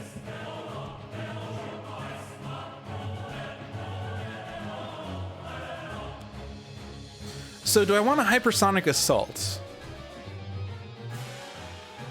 Hypersonic Assault means we add 4 devastation tokens, but it does mean I don't have to worry about damage happening from Oblivion, period. But it's probably fine. We have Cursor. Yeah, it's fine. I could Sucker Punch Void Soul.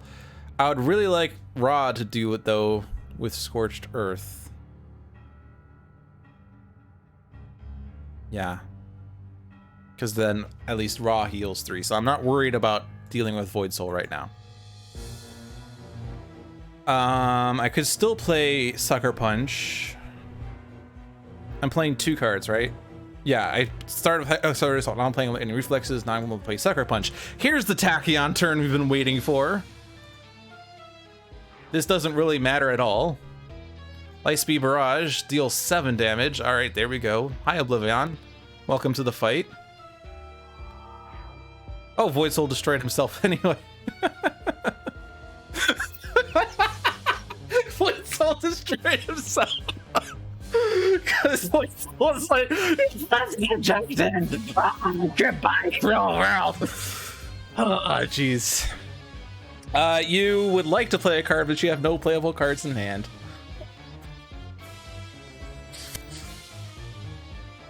I can't stop that unless I don't play Accelerated Assault, but I didn't. I mean, I guess I could have not played that, but then I would have dealt 1 less damage, so it's whatever. All right, you stay here. We have Summon the Colosseum, which is not too exciting.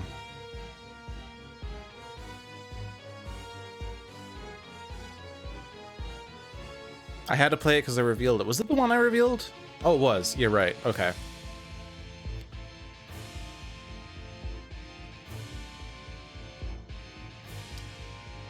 I still have the True Hero. I've not worked towards that. I'm not likely to work towards that. We're all hurting.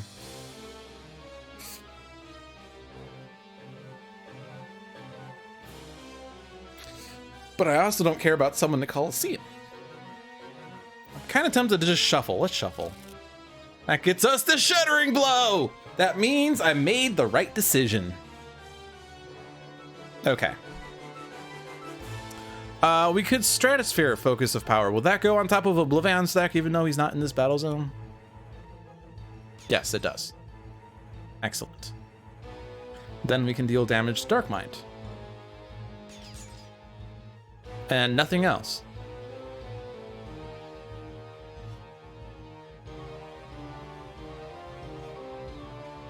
Another otherworldly resilience. Awesome. Hit Dark Mind. Yeah, we lost the +1 because we moved Tachyon. That's okay. Hit Seraph. I cannot use Localized Hurricane again. My base power only does 1 damage, so I'm going to play Lightning Slash. I'm going to hit every man, so Tempest draws a card. And now I'm going to do 6 damage to Dark Mind. And I'm not going to do this. Move you. You get Nature's Compulsion flipped! Yeah! Did someone say we wanted Ra to get Shattering Blow? Because I think Ra is going to get Shattering Blow. Maybe not this turn, though, but he's going to get it. Okay, do not hit Kraken. That is the last guy to hit.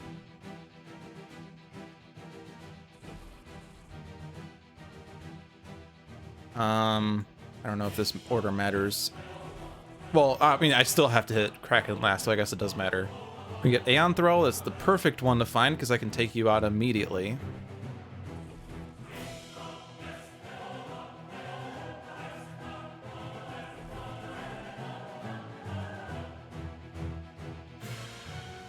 Raw with Oblivion Shard. Yes, very powerful.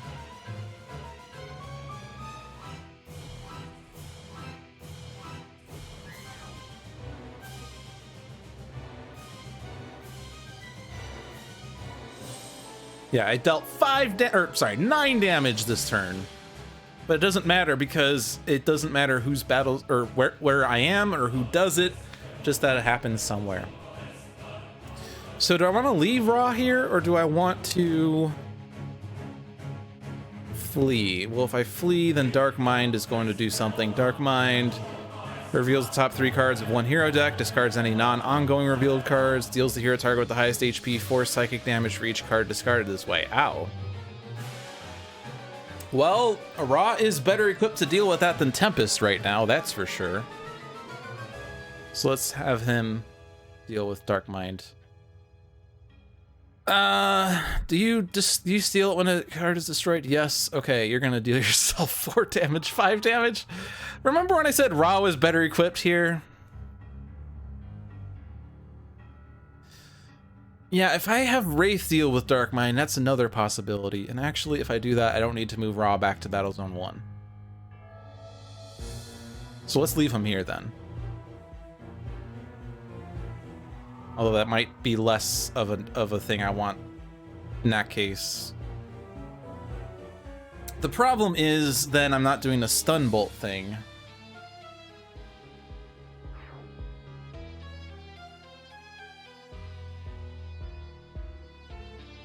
Is Dark Mind not Nemesis with Night Mist? Probably is. It's just not, the icon's not revealed because it's not relevant in this game. The Nemesis icons only appear if that corresponding corresponding Nemesis icon appears in another card, and these icons are probably appearing because of other missions, or not missions, but other Scions having this icon. And Night Mist doesn't, presumably Night Mist doesn't have a Nemesis, maybe, but John will probably clarify this better. Yeah, so certainly Wraith could deal with Dark Mind. And if she deals with Dark Mind, we could Infrared Eyepiece and control the Scion turn on the other battle zone. I'm very worried about Tempest, but...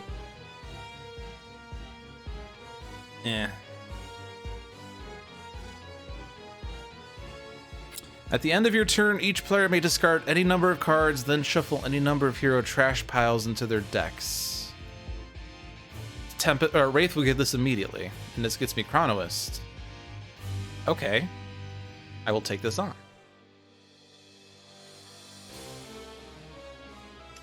So next is Citizen Storm, the worst one, because all you can do is deal damage or destroy a villain, ongoing, or environment card. Okay, what are we gonna do here then? Deal with Dark Mind to the best of our abilities. We could Throat Jab you, and then we don't care anymore.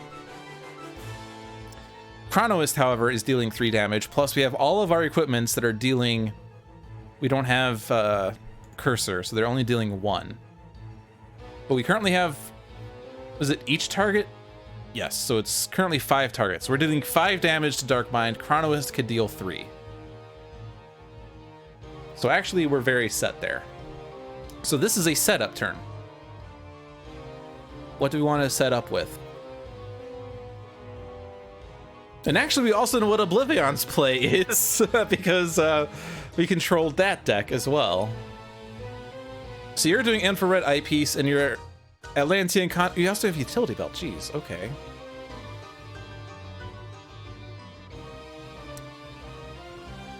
You have 3 powers, Wraith. How the hell do you have 3 powers? Okay. Probably just Stun Bolt. Infrared.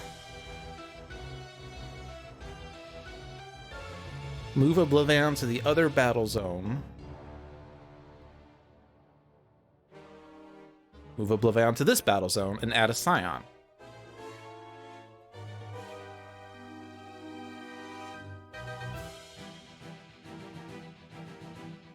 I think adding a Scion is worse.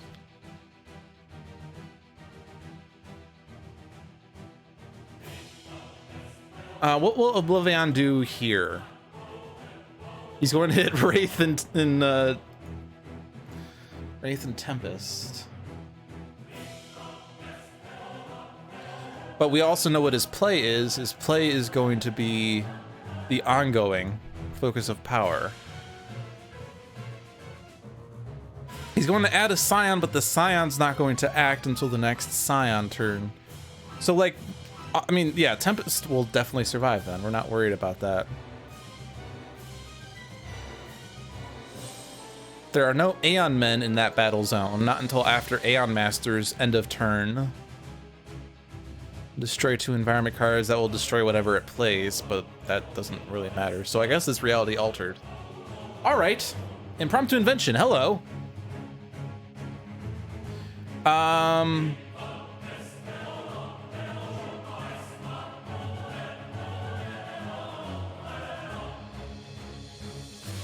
Oh, how am I gonna deal with Dark Mind? Oh, Chronoist. Duh. Okay. I just have to actually get Chronoist. But that's fine.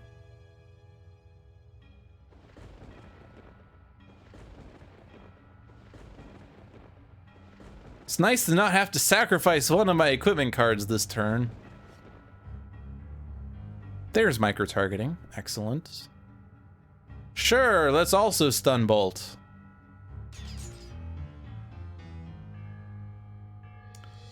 And this is Tempest. Could Tempest? No, Tempest. Well, it doesn't really matter. And actually, Wraith wants to shuffle or trash because impromptu invention. So no one will discard. Wraith will shuffle. And then Chronoist flips. And actually, as long as we can do 1 damage, we can both play a card.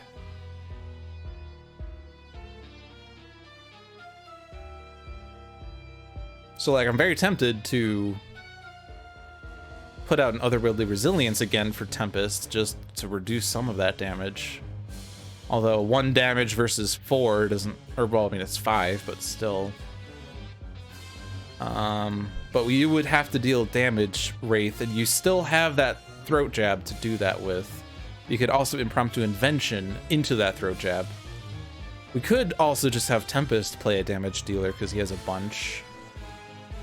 But I don't know. Let's see, inventory barrage, and what do we want now? Because you already have a micro-targeting computer in hand. But if you would like to also be able to do a second damage dealing power, which you might not want to with your infrared eyepiece now.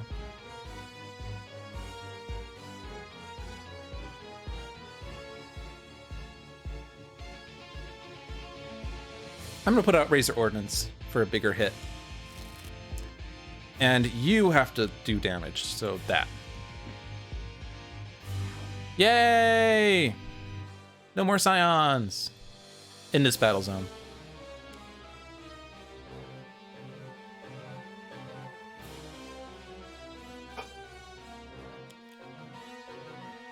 Oh boy! Impending casualty! Whatever are we gonna discard for this? Oh, police backup was gonna do 1 damage. You are correct, sir. You are correct. You are correct. Dang it.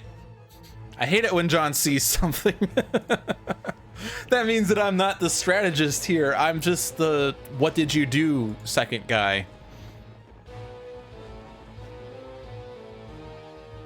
Actually, I mean, I'll still do this because I have the benefit of Future Sight. But if Rooftop Combat came out, then the police backup wasn't going to destroy Darkmind. But we know it's going to work, so we'll just go ahead and do it anyway. I will go ahead and cheat. I am not afraid to cheat. Just because I don't want to waste my throat jab.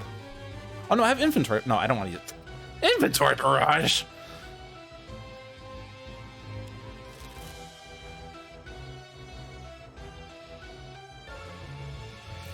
I mean, I guess I could play something else off of this. Or no, that's what we're doing, is we're playing something else off of this.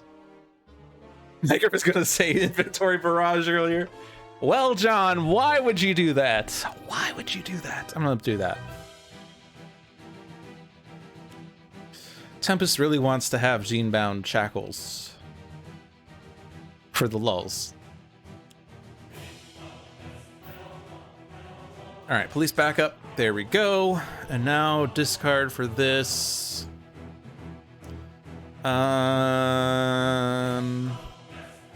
We'll just go ahead and ditch the utility belt. Tachyon, not Tachyon, Tempest. Tempest would like to save his hand. Oh no, leaking room. What does that do? Anything? I don't know. Is there lightning damage happening? I'm not sure. That's lightning. Oh, but you destroyed it anyway. Right, never mind. It doesn't matter.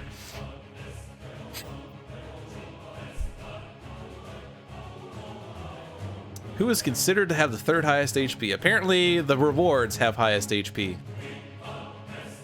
But you have recovery. Yeah, we'll throw it to you. One of these gets a -4? No, wait. Oh, we used it up. Never mind, we already used it up. That's fine.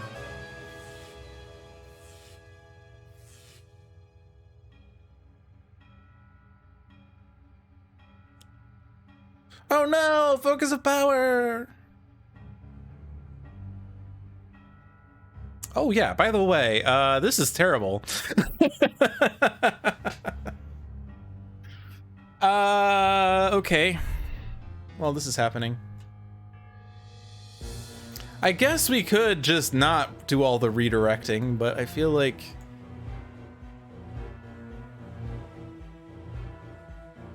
this is better.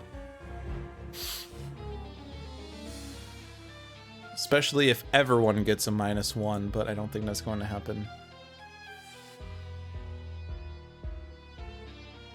Why did I decide to leave Wraith in the battle zone with Oblivion again? Actually, I didn't know that was going to happen, but... we know this is the end of the turn.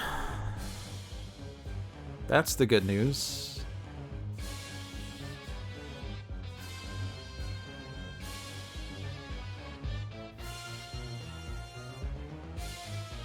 And now everyone will be hit, so it's a wash. So everyone is at 4 or lower.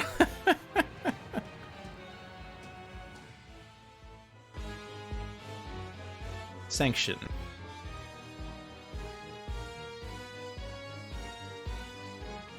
Oh, and this is going to be annoying. Well, no, it's not going to change infrared eyepiece. You know, just let the equipments take 4. Can Tempest heal them though? Oh, he can. True. That's fine. Actually, you're right. We might as well let them take damage so that they can get healed. I didn't realize we had Cleansing Downpour. That was end of turn. Okay. Once again, I will follow John's advice. I didn't... Oh, right. He just literally drew it. That's why I didn't notice. I was too focused on the damage that was happening. And this is why you don't hit choose for me, because now Tempest is the lowest, and so we can't stun bolt or things.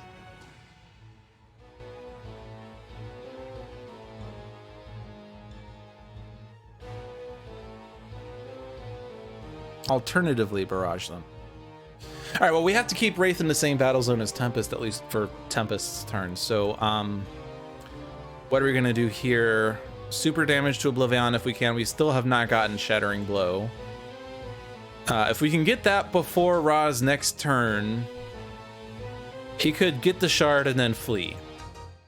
Well, get the shard, do the things, and then his end of turn he can flee. Which would put him in the battle zone with Progeny and Aeon Master, which is probably not better, but I'm not sure. But we would like to have that, maybe. We have Lucky Break. Yes, we do. Each player may play a card that shares that keyword. Okay.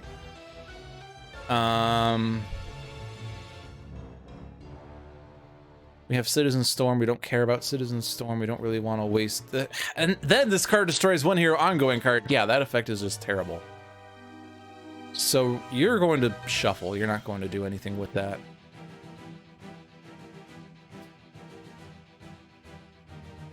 If you get Lightspeed Barrage, that'll be 12 with Fire Blast. Right. That requires me... Well, no, because Ra's in the wrong battle zone for that.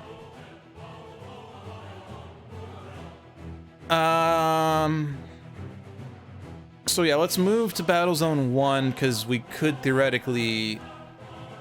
Although Wraith... You could inventory Barrage, I guess. If worst comes to worst. Okay, so we'll move to Battle Zone 1. Shuffle, because we don't want that. This gets us Infusion of Power. Which... Oh boy. Oh boy. Oh boy. I would really like to do this. Womp womp. That said, I don't really want to do that part because that's going to use up the -4, so I will not do that. Super guys. Okay, if I do hypersonic assault, then Oblivion's not dealing damage, so he's adding 4 devastation tokens. Did someone say we wanted devastation tokens though?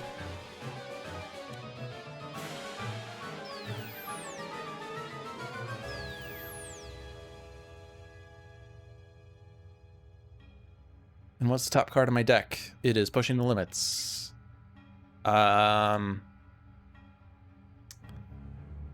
I could keep that to play it to draw an additional card, or I could discard it and draw a card that...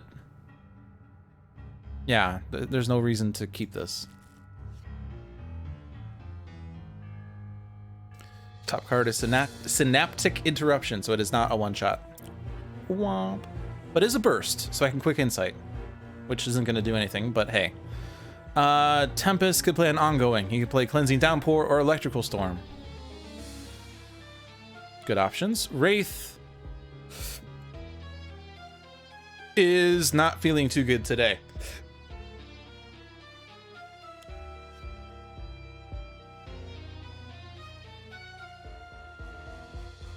So it's draw 3, discard 2. So which one are we going to keep? I think the answer is Sonic Vortex. Vicious Cyclone also, but that's only one.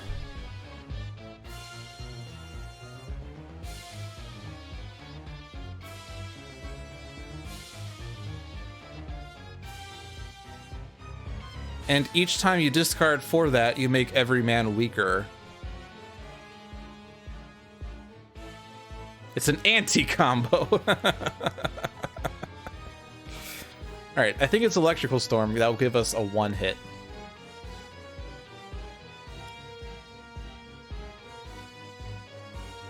And I think I want to keep Tempest here, since Oblivion's not dealing damage. True Hero in the end? I mean, like...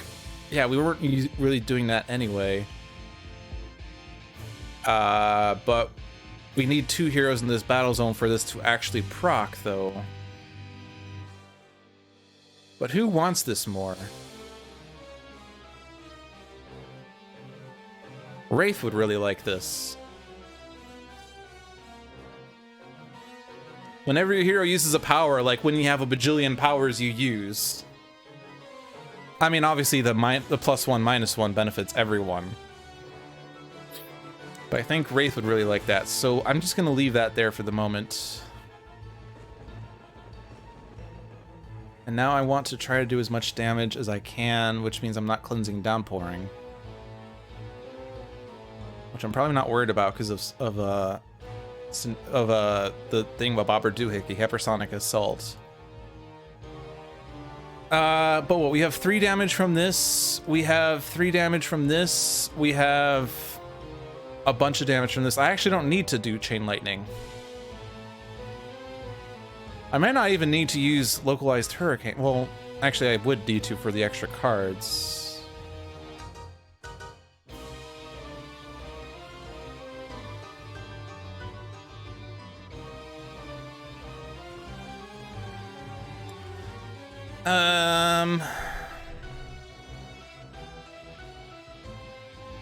Well, I'm gonna put out Cleansing Downpour. I'm gonna use Localized Hurricane, and I'm going to, yeah, consider the self-hit. It's going to make Seraph lose 1 hit point, but that's fine.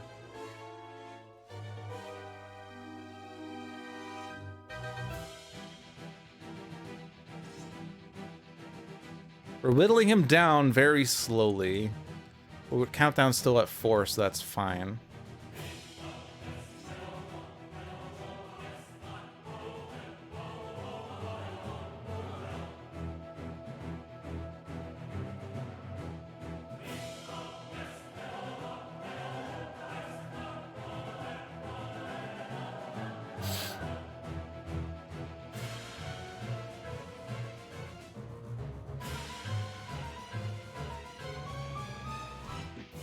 There it is.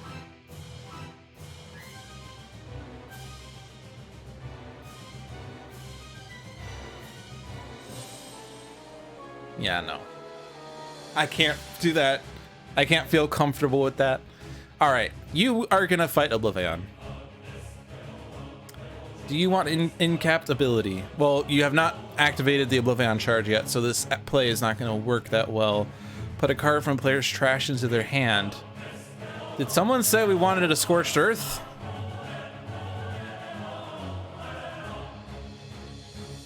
Because, I mean, like, you could take this objective, but you're not gonna get it because there's all the heroes in this battle zone. I think you want to take... Whoa, hello. Scorched Earth. You're gonna discard a card. Flesh of the Sun God is lame. 9 devastation tokens. Plus 9 damage. I could play Drawn to the Flame.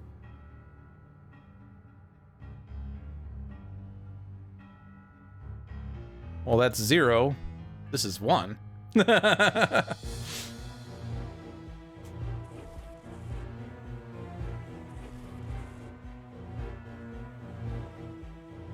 Higher!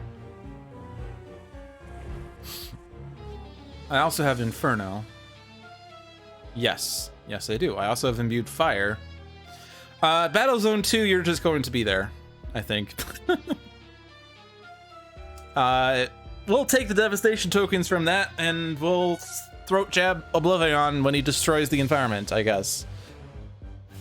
You can take that on. I know there aren't enough heroes here. We'll figure it out later. What did that do? Oh, when we take an objective, discard. Okay, yeah, that's right. Okay, so we have micro-targeting, we have Razor Ordnance.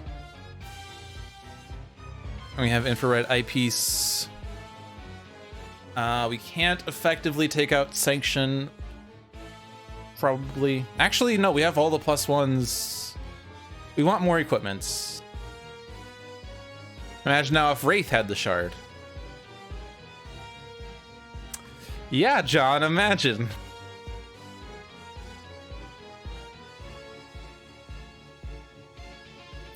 Am I worried about the environment dealing damage? I think the environment damage...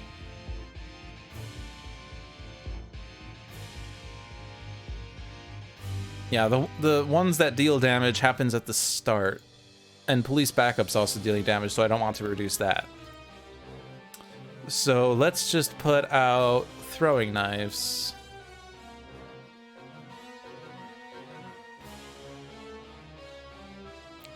And I think, even though I could do more damage with other things, I really just want to make sure the Scions don't do something terrible.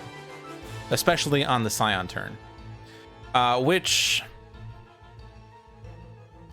I guess I have no choice but to have Relentless Hunter, which is going to target Sanction, who's going to move Sanction to the other battle zone, which is actually kind of perfect because that means we'll have extra devastation tokens.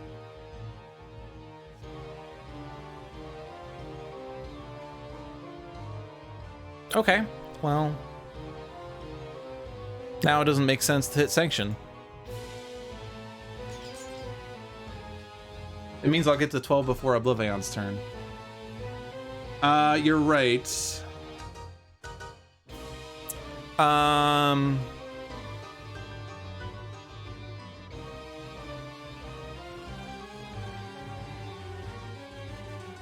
the way, Chronos is here.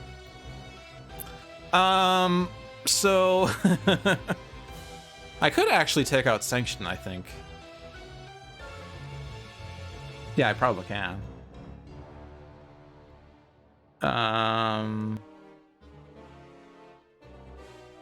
Yeah, let's take that back then, because I could still use Razor Ordnance on Sanction. And I also have a power off of Atlantean Conduit. I think we have enough damage. It's a bunch of piddly damage, but we still have damage.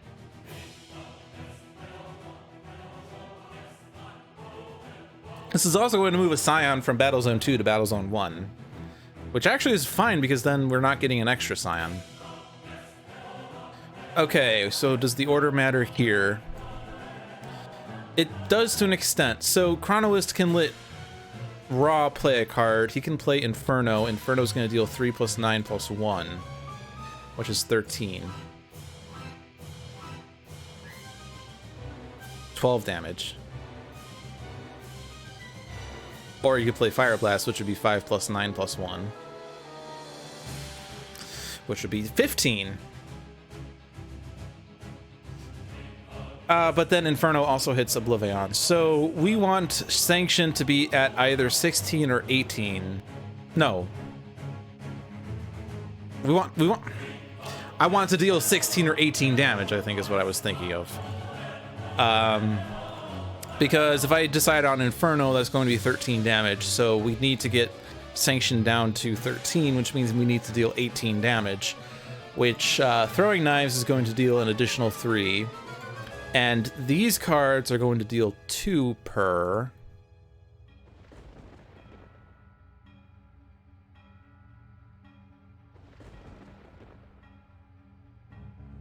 And what happens when Sanction is destroyed? Each player may move up to 2 cards from their trash to their hand! Oh my god. Oblivion, you do not know what can of whoop-ass you just unleashed. I think that's not the right expression. I'm unleashing whoop-ass. Whoop-ass.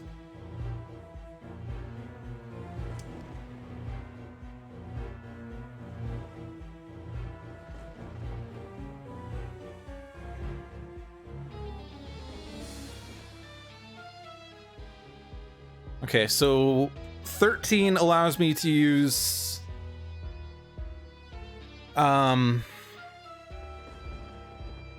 Inferno.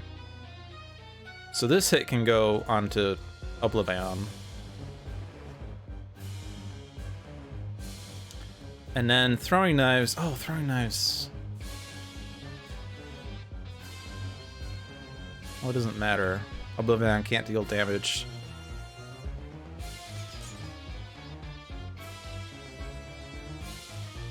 Yeah, actually, as annoying as it is,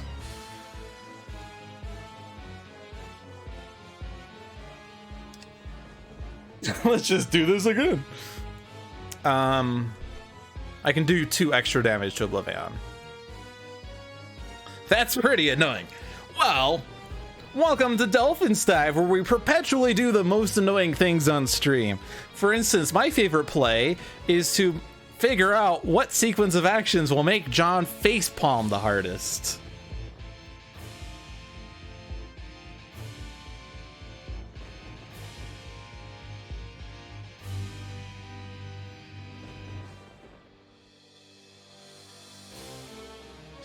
Yeah, so I'm doing 3 off of Throwing Knives. That's currently putting Sanction at 14, right? Which means that Wraith could do 1 damage here. And then I can have the other guys just hit Oblivion. The undo button was the worst idea ever. It's just Dolphin who uses it to cheat.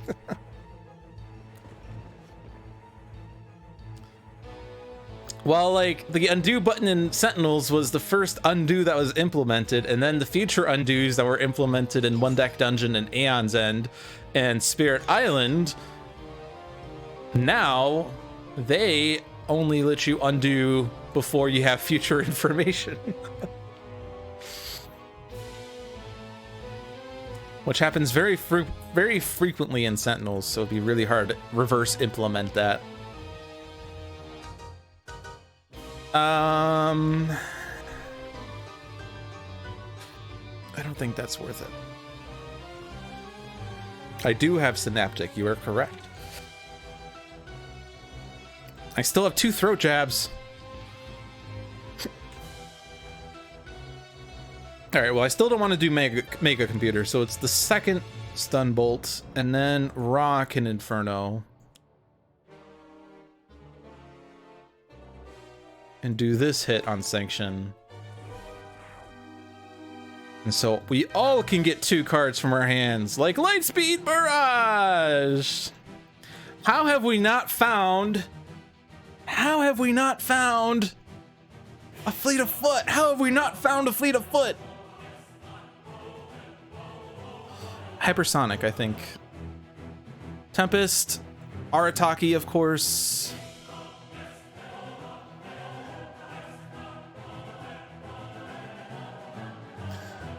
Why have you not found a G-Mount Shackles? I'm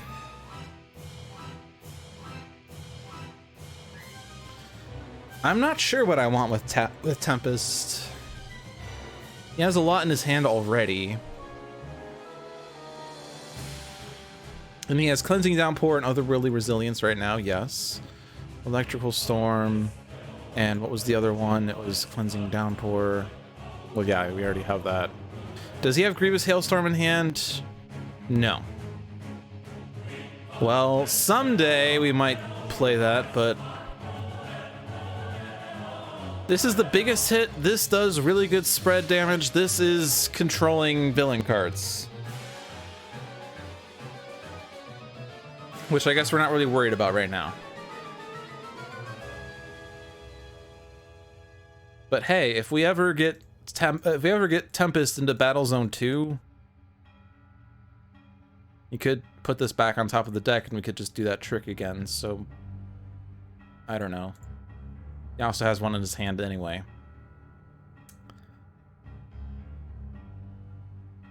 Oh, geez, you have so many good cards, Tempest. Why do you have so many good cards? Do you have 2 powers? Could we give you 2 powers to use Localized Hurricane twice and give you a +2, which is ridiculous? We have Arataki, so it's slightly better.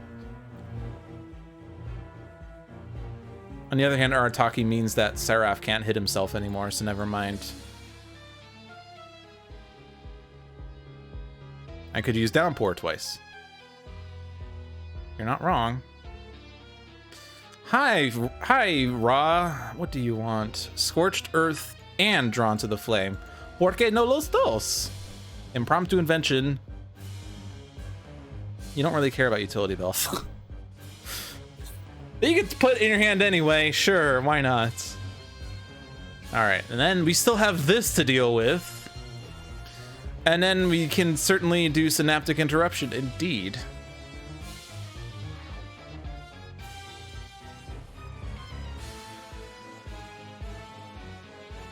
Okay, no Scion. Increase all damage dealt by 1!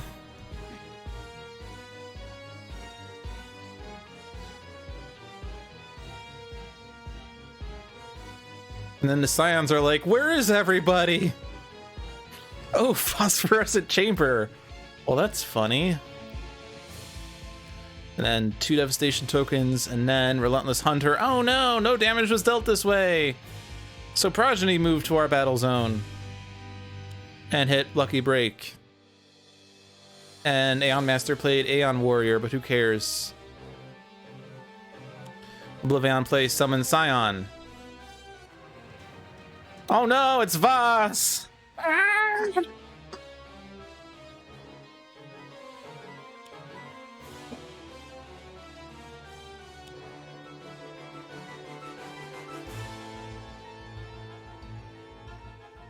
$14 tokens.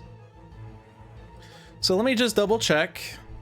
If there are 12 or more Devastation tokens, remove 12, then remove the environment. Following the environment removal rules on the Scion Reserve, Oblivion deals each target 20 irreducible infernal damage. Okay, so did someone say we need to stop Oblivion from dealing damage?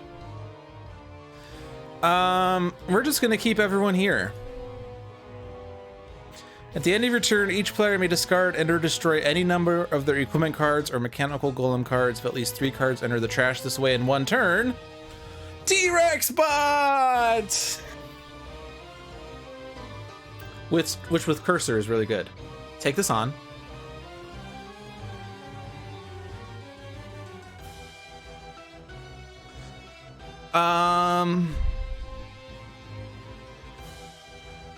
Should I just play? Well, I can't play all my cards.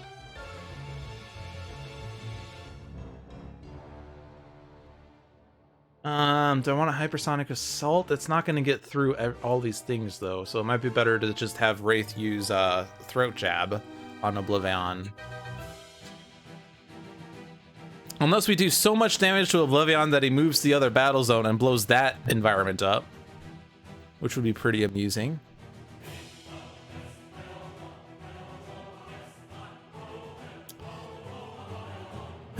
Sonic Vortex probably might as well. Oh yeah, we still have a +1. Actually, the +1 means we get past Progeny.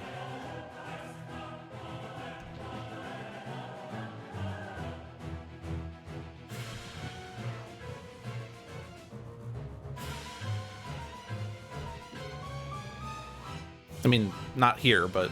I mean, actually, no, we can't get past Voss.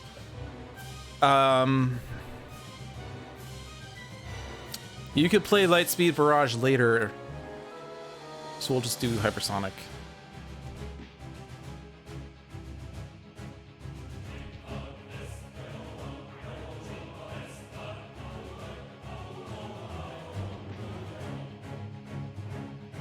You do not have an effective solution for Voss at the moment. We'll punt that down and figure it out later. Research grant. You know, I really want that power, because Tachyon's base power is rather lackluster compared with others. Everyone can play ongoings. Okay. Well, research grant, of course. Vicious Cyclone is a net gain at this point. Solution to Voss is be healthy enough he doesn't one-shot you.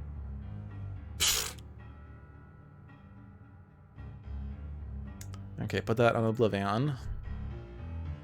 Raw can play Imbued Fire, which is amusing. This does not say increase melee damage by 1, so Imbued Fire is perfect. Actually, it makes Wraith less good. No, Wraith is less good! Each player may discard and or destroy any number of equipments or mechanical golems. Wraith is happy to discard.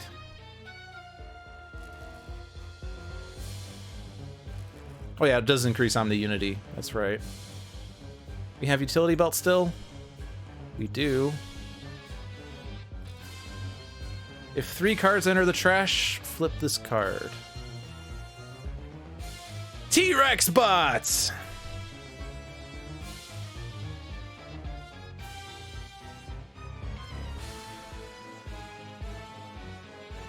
Okay, stay here.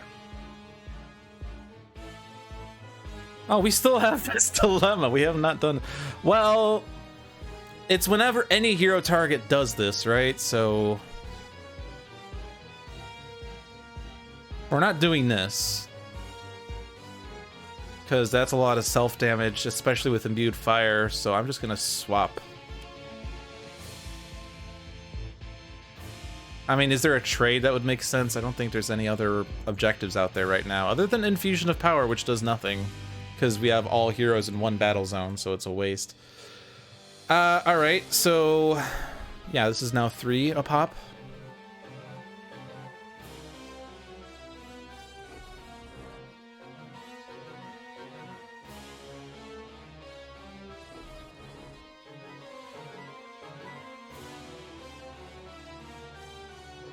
Discard up to 3 cards to deal 3 damage a pop. It's almost like we actually have a thing. Ooh, shielding wins. I have so many cards I want to eventually play.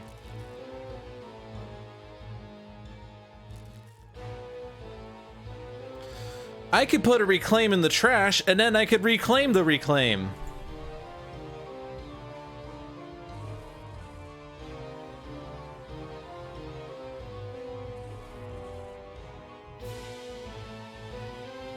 So I guess the question is, who is Voss going against? Voss is targeting Lucky Break. Deal the hero with the highest 15 energy. Well, +1 because Cramped Quarters, but that's going to get destroyed, right? Deal another Scion that damage. Whenever he destroys a Scion, add 3 Devastation tokens. You could very well take out Progeny at this point. But he's hitting Lucky Break, and Lucky Break is in Tachyon's play area, which means it has Cursor's protection.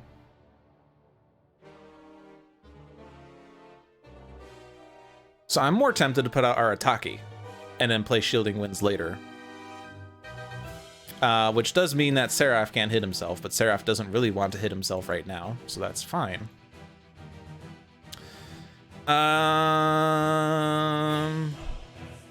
I will heal once more just to put Wraith's cards to full. And then I'll localize Hurricane to power up every man next turn.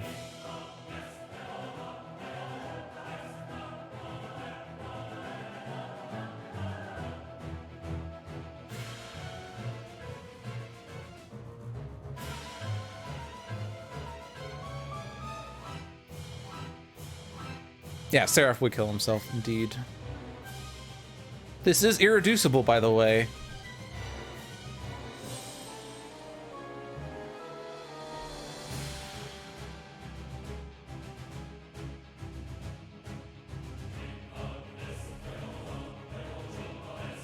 So Voss, we have damaged Roynet kill Voss. Hey, we summoned the Colosseum. Awesome. All right, so how much help does Ra need against Oblivion? We could probably just take out Progeny ourselves with Ra, or the combination of Ra and others. Or, well, actually, I don't know.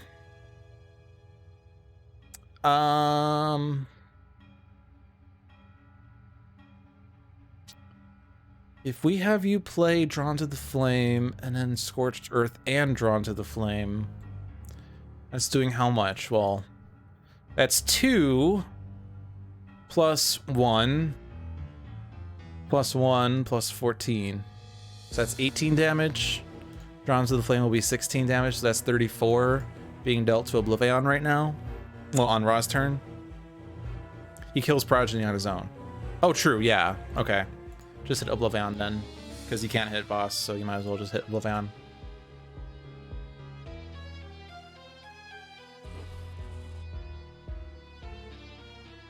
Stay there.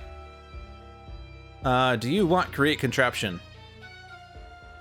Whenever an equipment card is discarded, add a token. This gives you Chekhov's hairdryer. Hey, that's a way to deal with Voss, but you need an end cap, so never mind. Play Drawn to the Flame. Now you have to discard. Discard Drawn to the Flame. And then Scorched Earth. And we're not destroying environments. Wraith can get her own hairdryer. And actually, that would be a really good power for Wraith. Deals more damage than any of her weapons.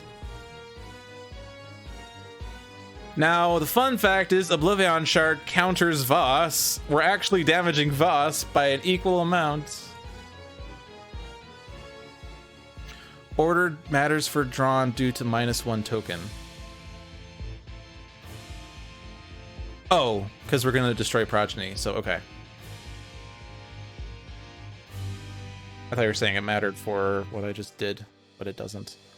Oh boy, yeah, Drawn to the Flame, I forgot, is laggy. Which is amusing.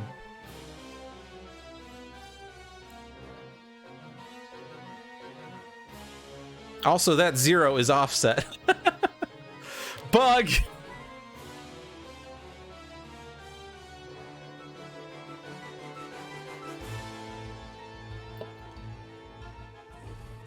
Alright, so what does Progeny do? We all draw cards off of that? 1 card each because it was X equals 1.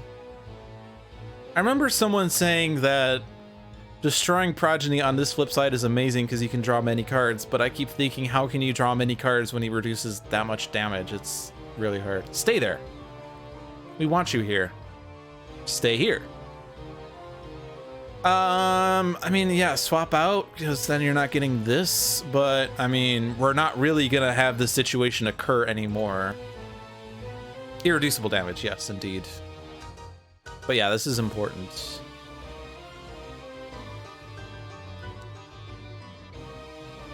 We could also give this to Ra, though.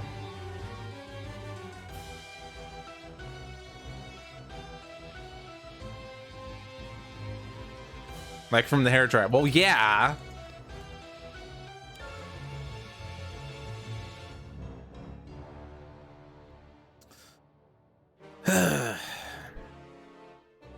We don't want to reduce the police's damage. Throwing Knives is already in play. Stun Bolt can go into play. Everything else is already in play. You can't assume Rawl will survive until his next turn. I can assume that Rob will survive until his next turn. Because I have the power of friendship.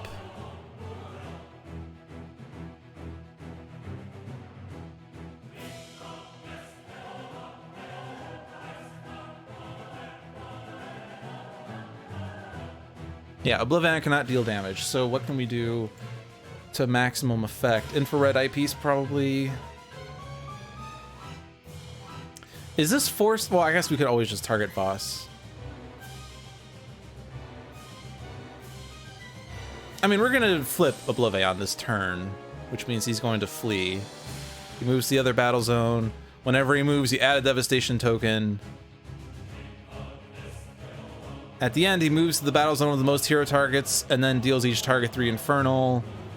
Well, as long as we stay here, he can't deal damage because he'll still have Hypersonic Assault, which is only active in Battle Zone 1, so... Oh, we got -3 tokens because of the flip. Oh, does he remove 3 tokens? Each player in the game may draw 1 card. X devastation tokens are removed. Yes, you're right. Okay. You're not sure if Dolphin made a shout out to My Little Pony or Yu-Gi-Oh! I don't even... If I made a shout out, I don't even know what shout out I made.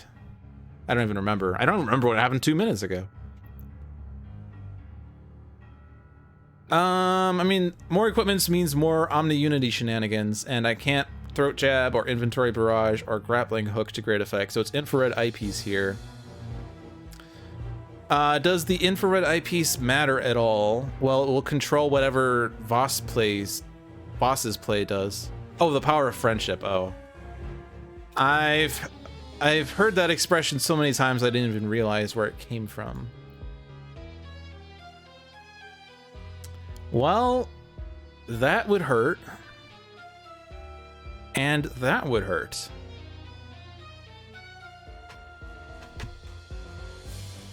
Two hero targets with the highest HP are Arataki and Lucky Break. Which is actually okay because that means Arataki. Or no, Lucky Break. Well, Lucky Break has Cursor's protection. Arataki has Arataki's protection. Oh, boss doesn't have plus damage. You're right. You're right. You're right. I keep thinking he also has it's only his self damage or his innate damage. Okay. Hero with the lowest HP is Tempest. And then each player discards a card, which, by the way, when an equipment card is discarded, add a token.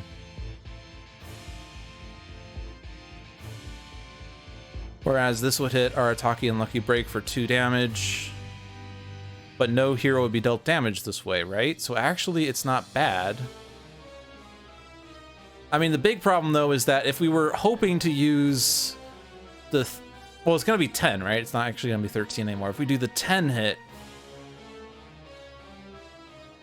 Oh, that's targeting Arataki now. Who's okay with that, really? That's not going to change if she takes 1, right? Yeah.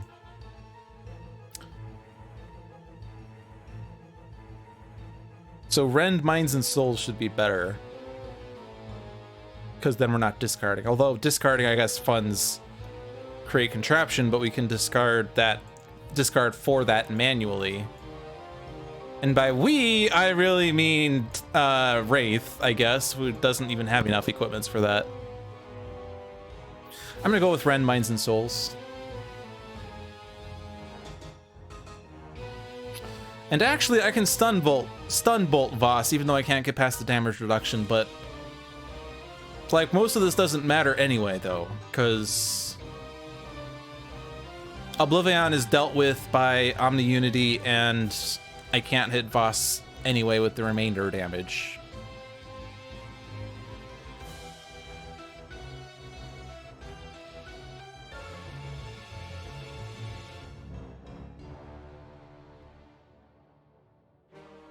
don't think this matters.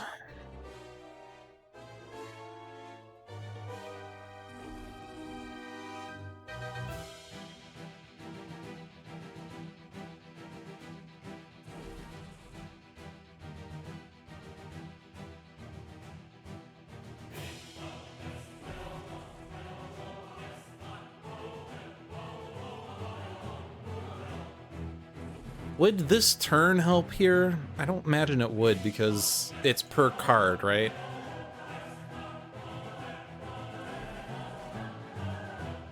Yay, we're all drawing cards. Another Lightspeed Barrage. Hey, the staff.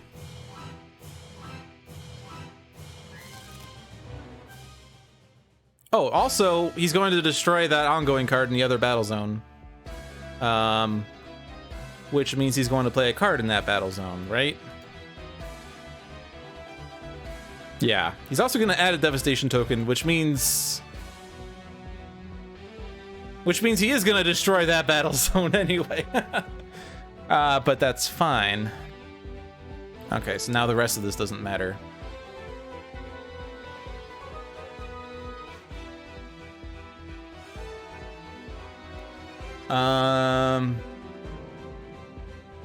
Actually, all of this is optional. May deal. Yeah, so actually let's not even bother because it's not going through.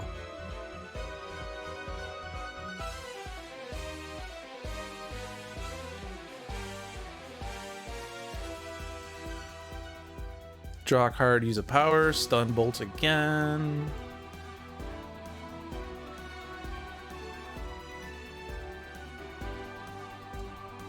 Me and one other player may play a card. Or you deal damage that won't happen, so you probably just want to play cards. The problem, though, is if I want to discard equipment cards for Create Contraption, we don't have enough equipment cards for that. Actually, we have 4 cards in your hand and the Staff of Ra. Okay. I mean, you could play Suture Self. That does something. Do we have another card? We could Reclaim.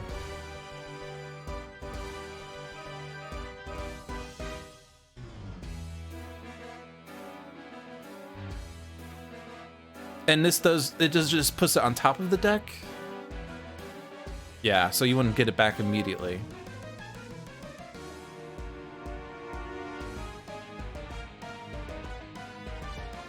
That's probably good to have that reclaim. You could even do a reclaim and then draw a card? To cheat the system here? Let's cheat the system. Actually, no, I have to play first. Damn it. Damn it. Okay, never mind. I'll suit yourself. Did you know what I was going to do, John? Do you know what I was planning on doing? All right, so yeah, put that on top. Raw. Scorched Earth. Yes, cheating. I was going to try to get Wraith to draw that impromptu invention immediately. Reclaim to reclaim. I'm just gonna reclaim to reclaim. And then Tachyon.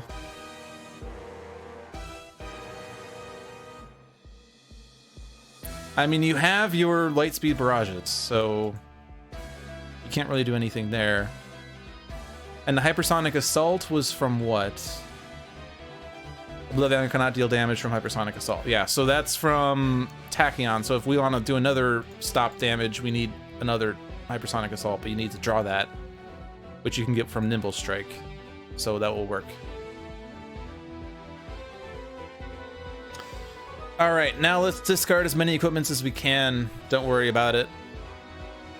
We'll figure it out later.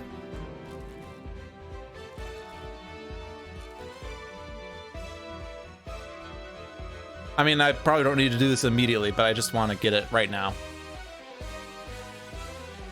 I don't have another power though, but I have the Chekhov's hairdryer. Yay! Oh no, I could have saved an equipment to discard for this so I wouldn't have to waste the card here. Oh no. What is this even doing? Oh, it damages only us. Of course it does. Of course. Actually, no, not Tempest. No, not Tempest. Tempest needs to keep his hand. Tachyon needs to keep her cards. Ra wants to have cards to discard for Oblivion Shard. Wraith, suit yourself.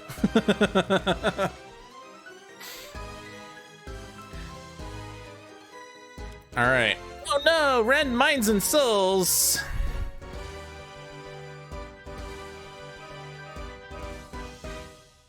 Look at all those stun bolts that did nothing. I probably should have instead stealth. Oh, I guess that one did something. Yay!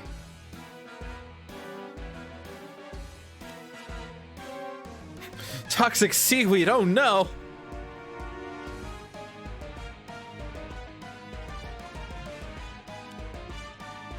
Destroy 2 environment cards, oh no!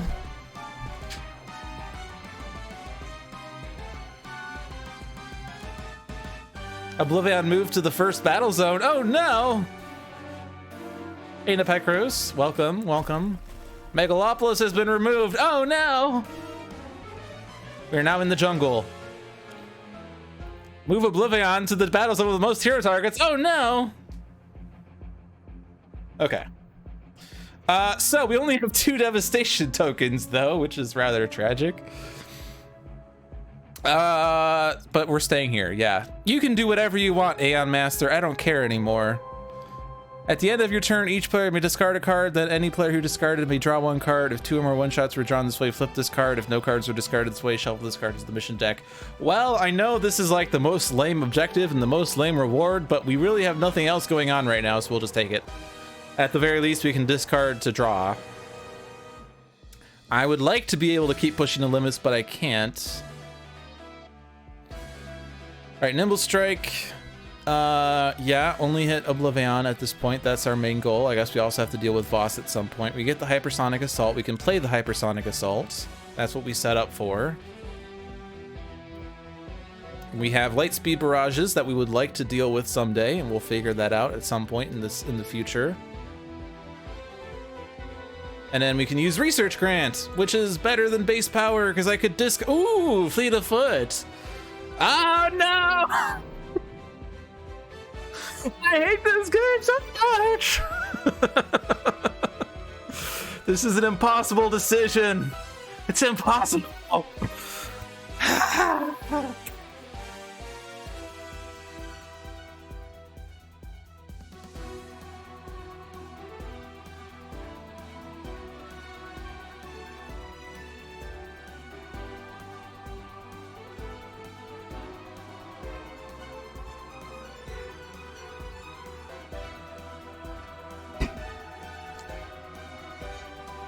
I'm back. All right, so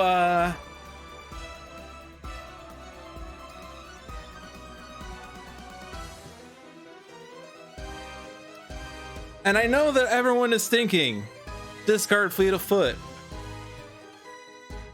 But what if I were to tell you that I could reclaim Lightspeed?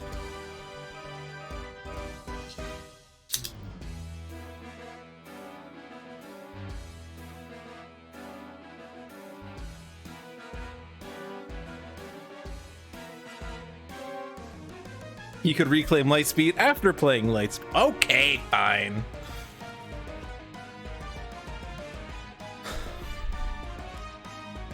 Oh no!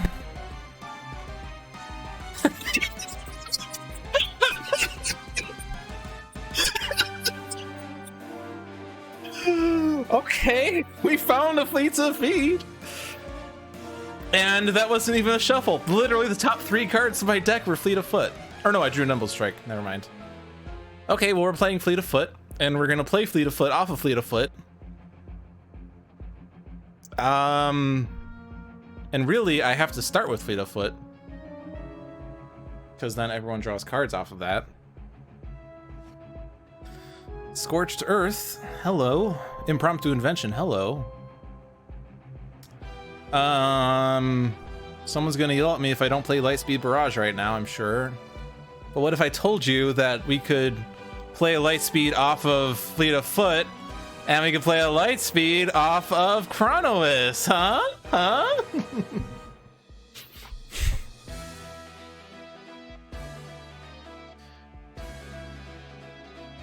Yeah, I'm gonna hold off on the light speed.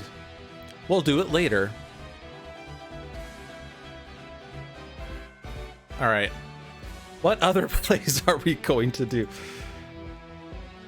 Oh, someone's gonna say, why don't I reclaim the Lightspeed Barrage? Well, they're wrong. What are we gonna do now, though?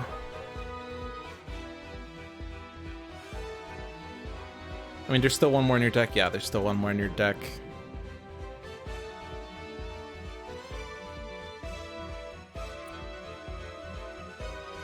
I mean, if we do reclaim, we know we're gonna draw that card, so maybe this is the time to get everyone set up. We could get the Staff of Ra back on top. What about Wraith? Do you really have anything that you can do at this point, Wraith? Not really. Well, Wraith's gonna Impromptu Invention, right? So it probably makes sense to just do this. Although you draw the card first, but that's fine. Something has finally topped the Wendy's Baconator. All right, what card are we playing? I think it's going to be, oh yeah, we lost our police, so it's mega computer, because everything else is already in play. Play a card. Oh man, this is a dangerous proposition.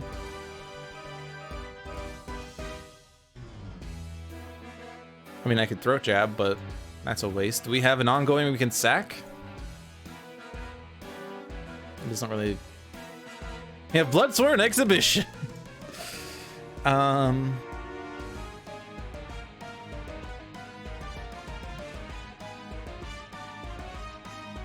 like, you don't even have anything else you're really looking for, though. This is like... Ugh. I'm just gonna throat jab so we're dealing damage, because I have 2 of those and I can get 1 back. Oblivion Super can't deal damage. Ra. You're now really hurting for cards right now. You only have 2 though. So this isn't super effective, but it would still wipe the board. Oh, I could have throat jabbed Voss, you're right. I could still throat jab Voss. Oh, it's not going to take out... We have no environment cards also. Oh, well. Now for the reclaim. Reclaim the reclaim. Reclaim the fleet. Reclaim the throat. Actually, I shouldn't have reclaimed the fleet. Oh, well. We can do this again and again and again and again and again. I want Staff of Ra. Don't you just hate it when Wraith is 2 set up? Oh no, we're drawing all the cards that we just put on top. I could have reclaimed the Lightspeed Barrage. Probably should have played Lightspeed Barrage. Shut up, chat. Shut up. I had a plan at one point. It made sense at that point.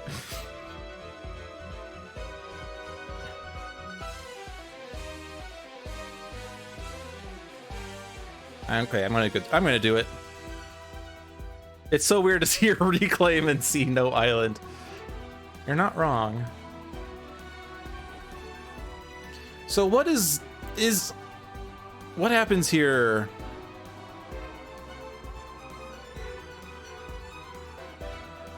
I don't think I really care too much. Even though, like, I mean, we're not going to be able to effectively deal with him immediately like most games do, but yeah, it's fine. Like, he adds devastation tokens, which powers up everyone. All right, discard. Discard Sucker Punch. Discard Shielding Winds. Discard Wrathful Gaze. Discard Grappling Hook. How many one-shots did we draw? We drew 1. We drew an equipment that is not Gene-bound shackles. And we drew one shot, so we are not flipping the last wager. Stay here. At the end of your turn, play the top 2 cards of the environment deck. Well, if only we still had that card that cared about environment cards. Actually, we can still get that back. Never mind, what am I talking about? Take this on. And do damage. That's a use for grappling hooks. Can we get two things, whatever they are, in this deck? I don't even remember. There's so many potential pluses. This is still extra damage because imbued fire, so it's still worth discarding for this. I'm not using shielding winds at this point.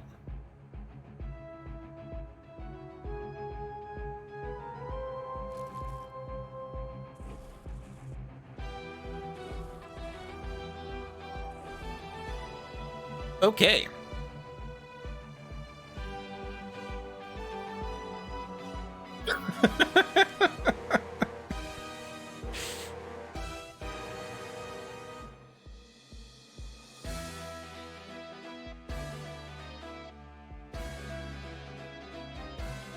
I don't want to do this though with Raw because you need to put it from your trash into your hand.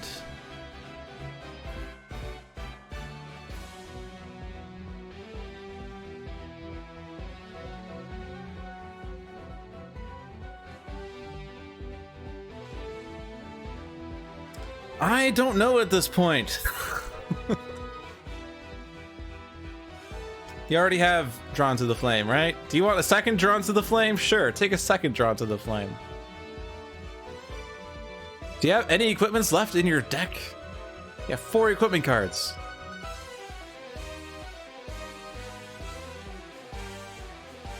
Fuck. All right.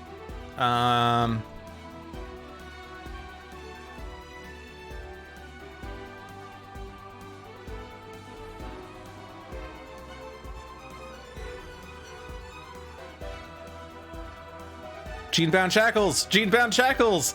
Gene-bound shackles! Mama needs a new pair of gene-bound shackles! No! Why? Why? Oh, hey, did someone say add devastation tokens? Sure, why not?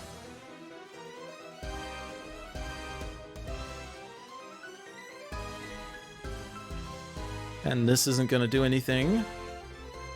They can hit T-Rex bots! I'm not gonna do that.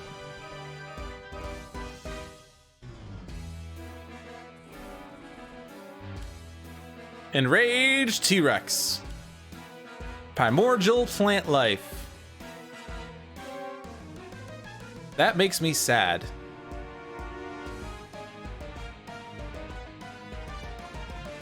That makes me sad.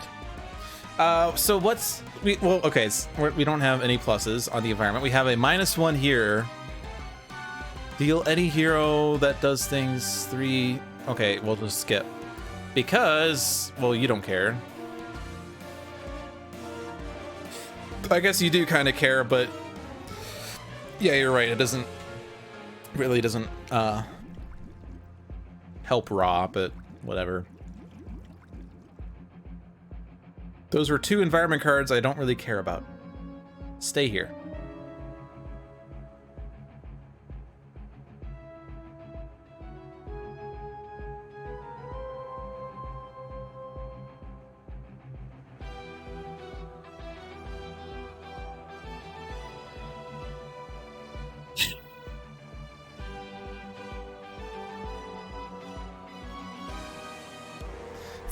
I wish I had realized that was actually the next one. Oh well.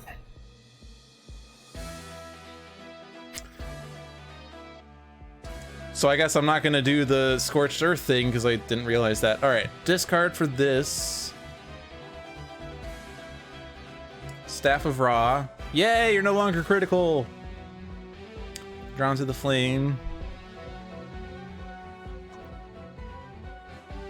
Which is super laggy still.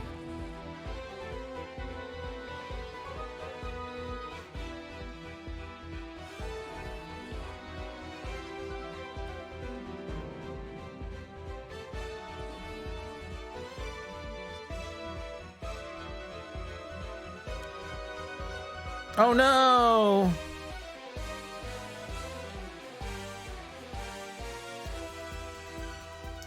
If 4 cards are discarded this way, you know, I now regret doing the reclaim. Whatever, it still made sense. All right, Mecha Knight formed. The Nation in Ruins. Well, we're gonna get more environment cards. And what is this? More powers for Wraith as well? Right? Or is this... No, it's not. Increased damage dealt by hero targets in this play area by 1. Did someone say we need more cards? Well, we can't actually get more cards. We can try to look like we're trying to get more cards. Who are you targeting? You're targeting Oblivion. Until we destroy Oblivion, in which case you would then target Tachyon, who would probably Synaptic it, so she doesn't actually care at all. Or she reduces it by too much, in which case it doesn't matter. I don't really care about... I could grapple, yes. I could also pretend like there's a card in here I could still get into play. Actually, oh, I can't throw Jab Boss now.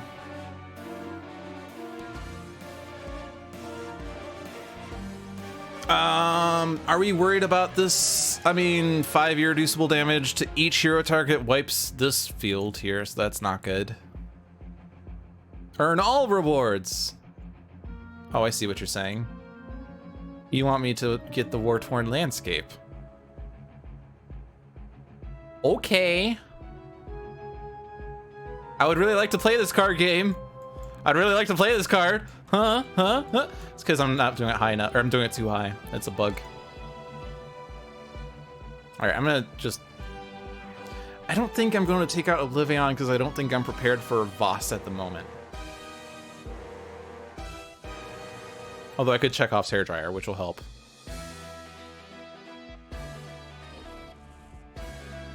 So this check happens at the end of any other hero's turn. So this is going to happen after I'm the Unity, so I don't have to take out... I don't have to do the thing here. And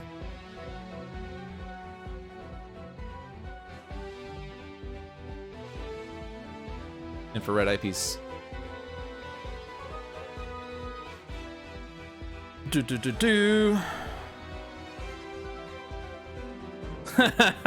Well, that's not gonna happen. We could do this trick again. Yes.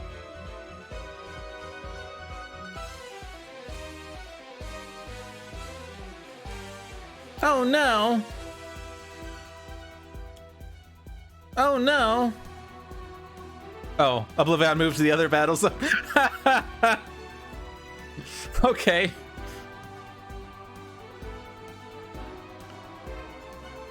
Well, I guess that solves the problem of not destroying Oblivion because I didn't want to do too much damage. Well, we're just going to kill you with this. Was it paying me enough attention? Oblivion's like, Mom, they're not paying attention to me. Mom!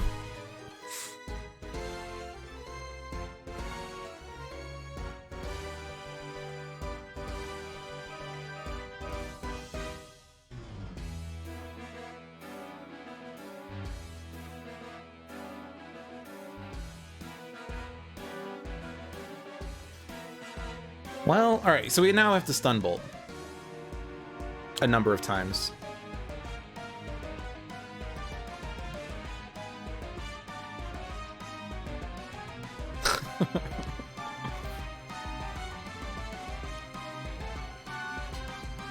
I just want to cycle through my deck, if that's okay.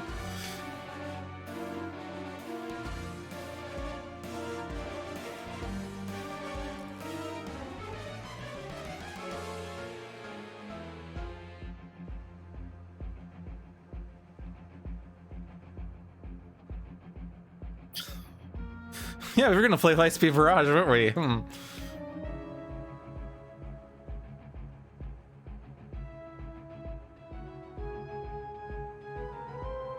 Shielding Winds? Yeah, because we're gonna get this hit. It's hitting Lucky Break, so yeah, it makes sense since we couldn't stop the damage.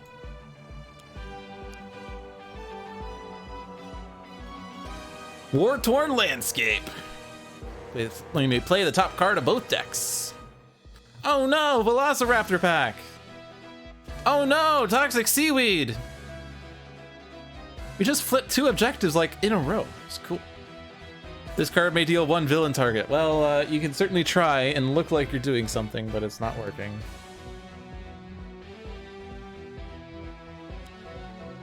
Obsidian Field. Hello. I like that card. Who's considered to have the lowest? That redirects to Arataki. That's probably the decision that makes most sense, probably.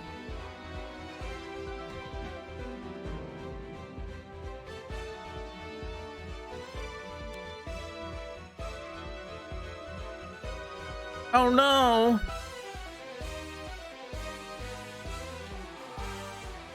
The raptor should bite the mega computer.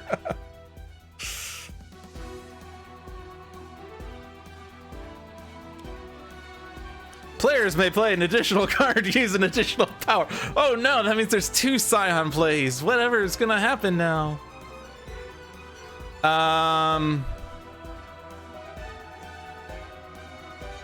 Oh, also, Oblivion is here. And he's gonna play the top card of his deck. I think I'd rather play an Aeon Man, though. Because what's the worst that can happen?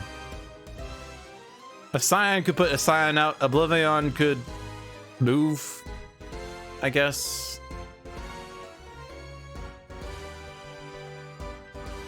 Actually, he could move, and then we wouldn't have the focus of powers. Oh, there's 2 of them. There are lots of things that can happen here. He could even get back to 12 devastation tokens and destroy the environment.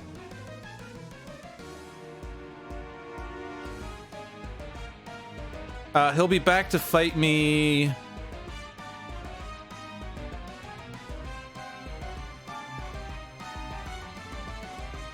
At the end of his turn, he moves.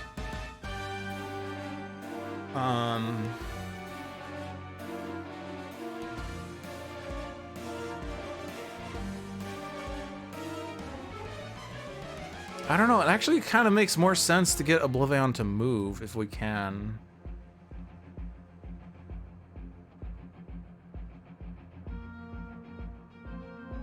Air to Nothingness would do it.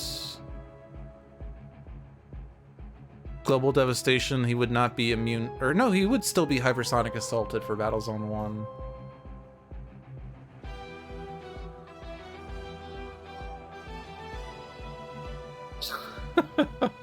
Okay, yeah, Impending Doom is bad. No, okay. What about Aeon Men? The Aeon Man deck is empty. They would shuffle. Also, there would not be enough Aeon Men there, so that'll be fine. Scion deck can add Scions, which aren't really doing anything, right? But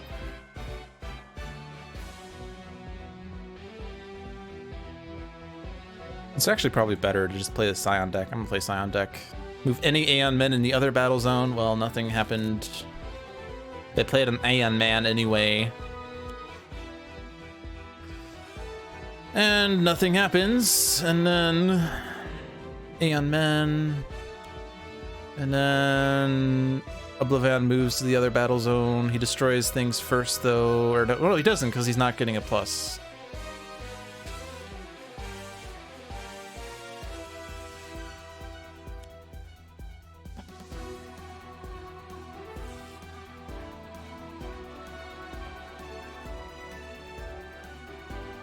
I think we're at the perfect number of tokens. We are.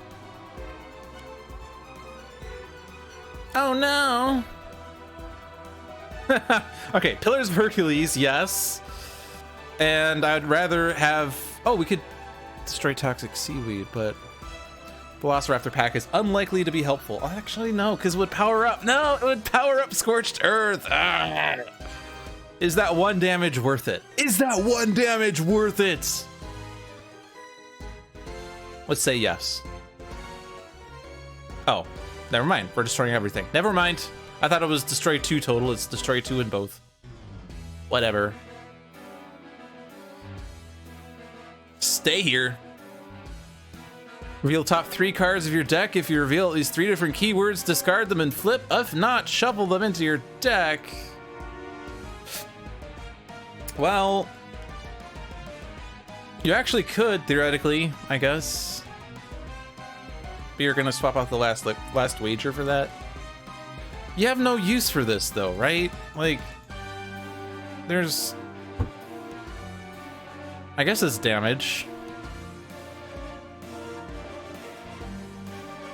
Let's see if Ra dies this turn. No, because Oblivion still can't deal damage because of, not that, but... Oh, did we not throw jab him? Oh, we didn't throw jab him. Oh, well. Or did we throw jab him? Or did we throw jab him out of turn, which meant it expired immediately? I think that's what we did. Okay, well, whatever.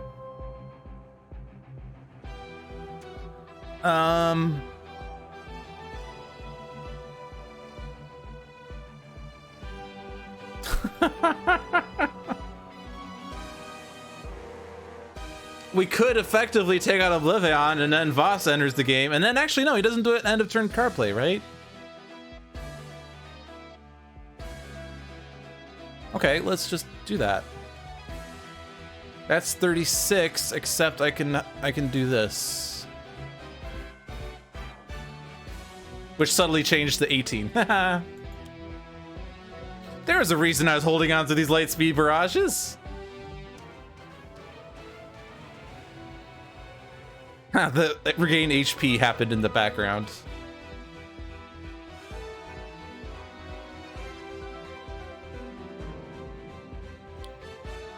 Okay.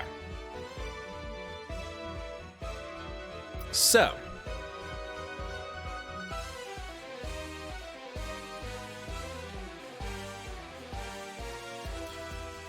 We effectively have an idea on what's gonna happen. Actually, we're gonna flip Filter Heist. There's like no way to draw a card that destroys that, so.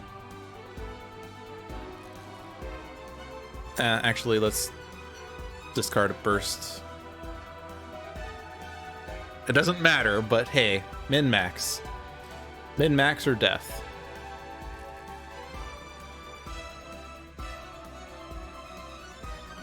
Oh, never mind. Never mind. No, Lucky Break, you're getting in the way. Actually, no, we can fix this. Actually, no, we'll still reveal different numbers of keywords. All right, fine. Everything works. Except now I can't just reclaim because you're gonna discard the cards. Filter Heist. Okay.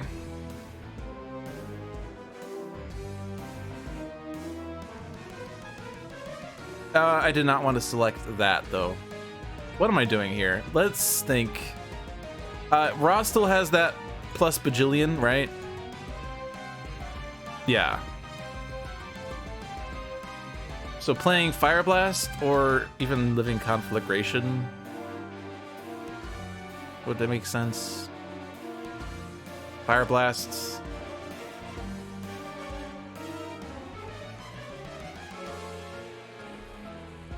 And when we get to Ra's turn, holy moly. Holy moly. Yes, I know. It's like over. It's so over.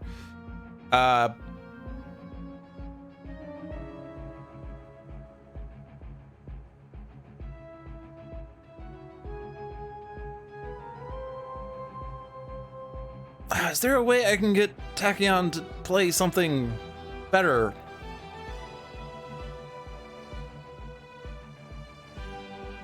Inventory barrage first. Oh no! My stuff! No! No!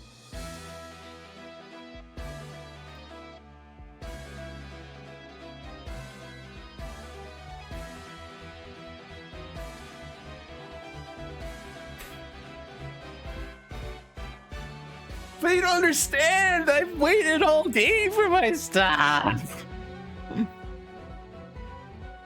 Impromptu doesn't make sense though, because like all these cards are limited and already in play.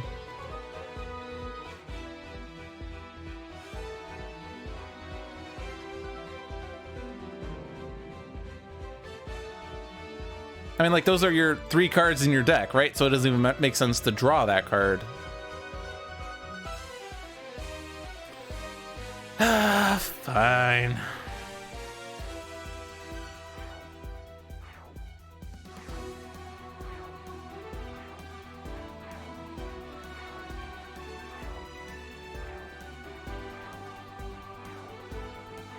Chekhov's hairdryer was destroyed. John! John! This +1 is in a terrible spot.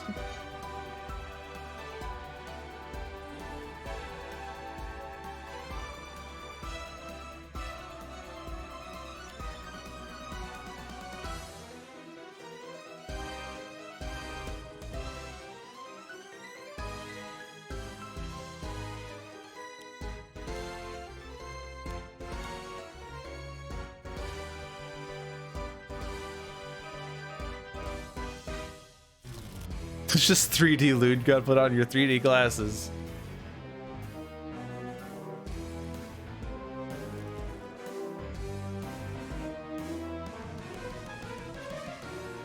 Yes, I want to reveal 3 cards from my deck. Yay! The Infinity Cannon! Alright. Yeah, Ra's not getting a turn. Oh well. Thank you, Voss, for inheriting the Vicious Cyclone. I was hoping you would have that.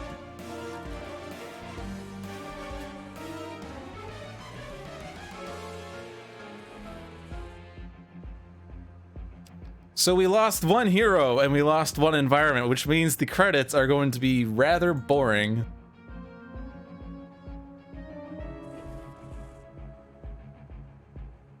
No! No! No!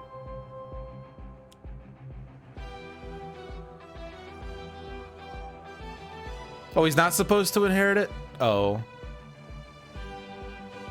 Oh. Okay, well in that case I won't abuse that bug.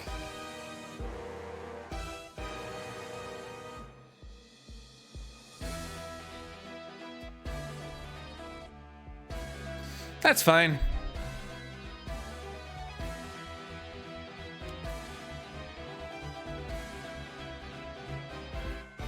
No!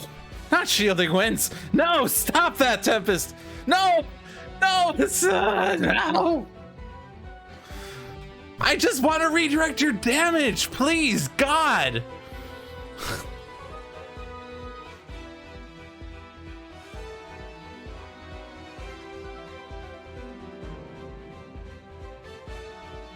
Well, I mean, there is a way to do it.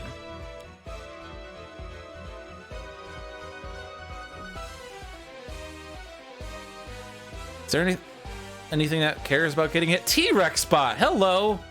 Although it's gonna reduce to 0. Actually, let's do this again. Rewind the 4th time. Here, take the 1 hit.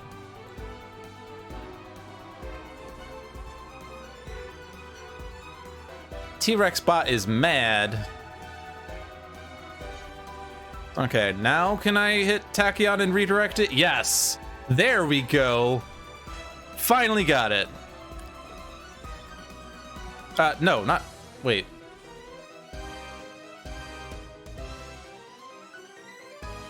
Why did I only hit... Hold on. Let's rewind again, because I'm confused. So hit T-Rex bot. Choose for me. And then this goes off and hits everything.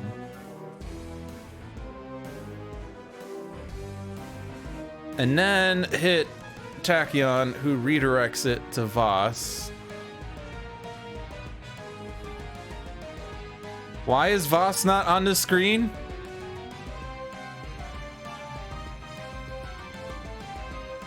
Is it because I hit the... It doesn't matter who the ultimate... Or who the original target is, it's who the ultimate target is?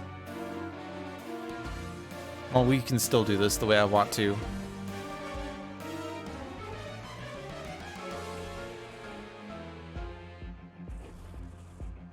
It's working correctly? Alright, so I'll just hit Voss with this.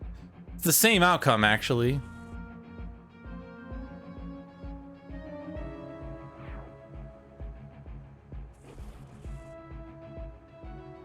Based on the target actually dealt damage, okay.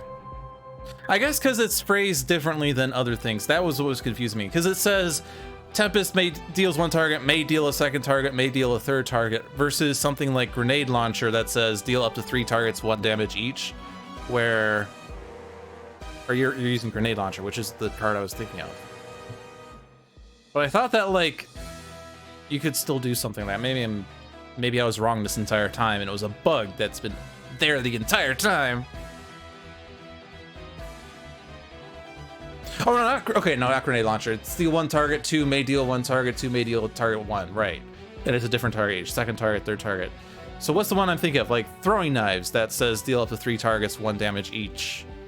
So it's the ultimate target that matters more, right?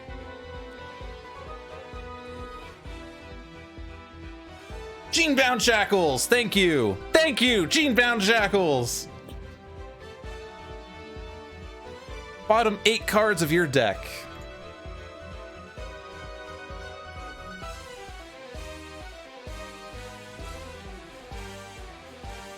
We got that reward! Yay! Hit T-Rex bot.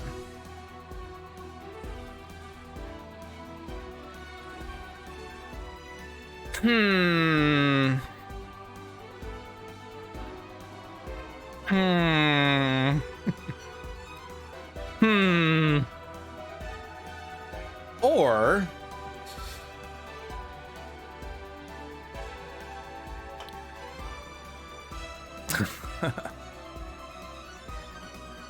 all right.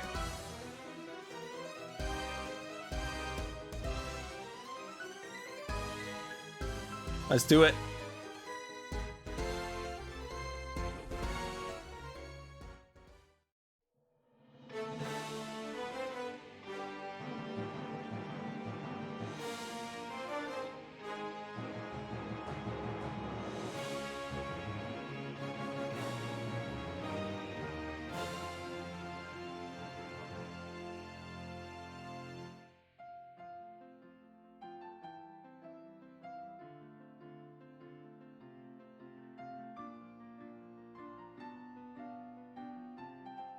I hope you enjoy the credits with only 2 spirits. Does anyone remember the first hero and the only hero that was incapacitated this game?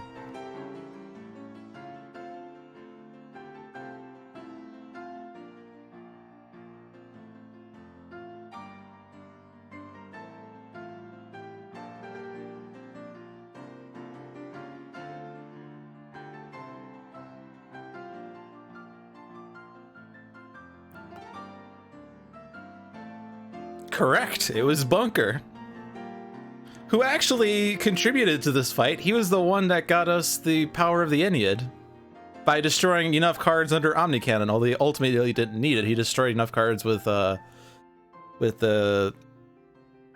implosion. There's Bunker. You don't think anyone has picked up on the Easter eggs in the credits?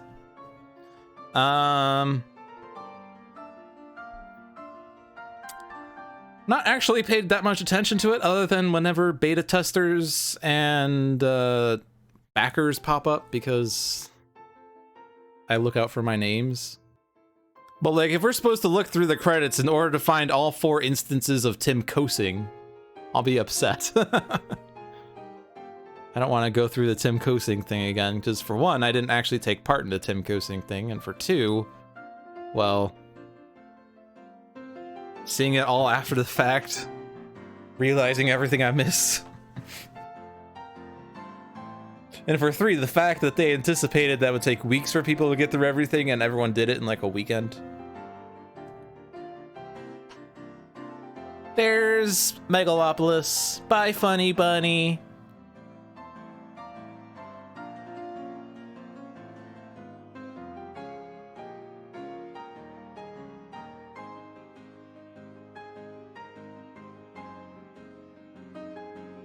It's kind of interesting how, like, in my Oblivion matches, eventually I reach a point where I just decide to leave all the heroes in one battle zone and just forego the devastation tokens. It's kind of funny how, like, we just say, all right, screw the environment, we'll just...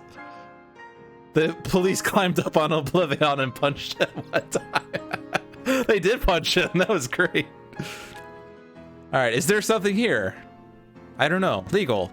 Copyright 2014 to 2019. It's no longer copyrighted. You are free to use everything here. It is not copyrighted in 2020. Kappa. Officially licensed product of Sentinels of the Multiverse. For more info, for more info, for more info. No digital animals were harmed in the production of Sentinels of the Multiverse, the video game. That's all I got out of that. The sacrifices of heroes were not in vain, and the lost timelines will be remembered. You have defeated Oblivion and saved the multiverse. If you look at the first letter of each of those 4 lines, you get TAYM, which means thanks all you much. That's the Easter egg.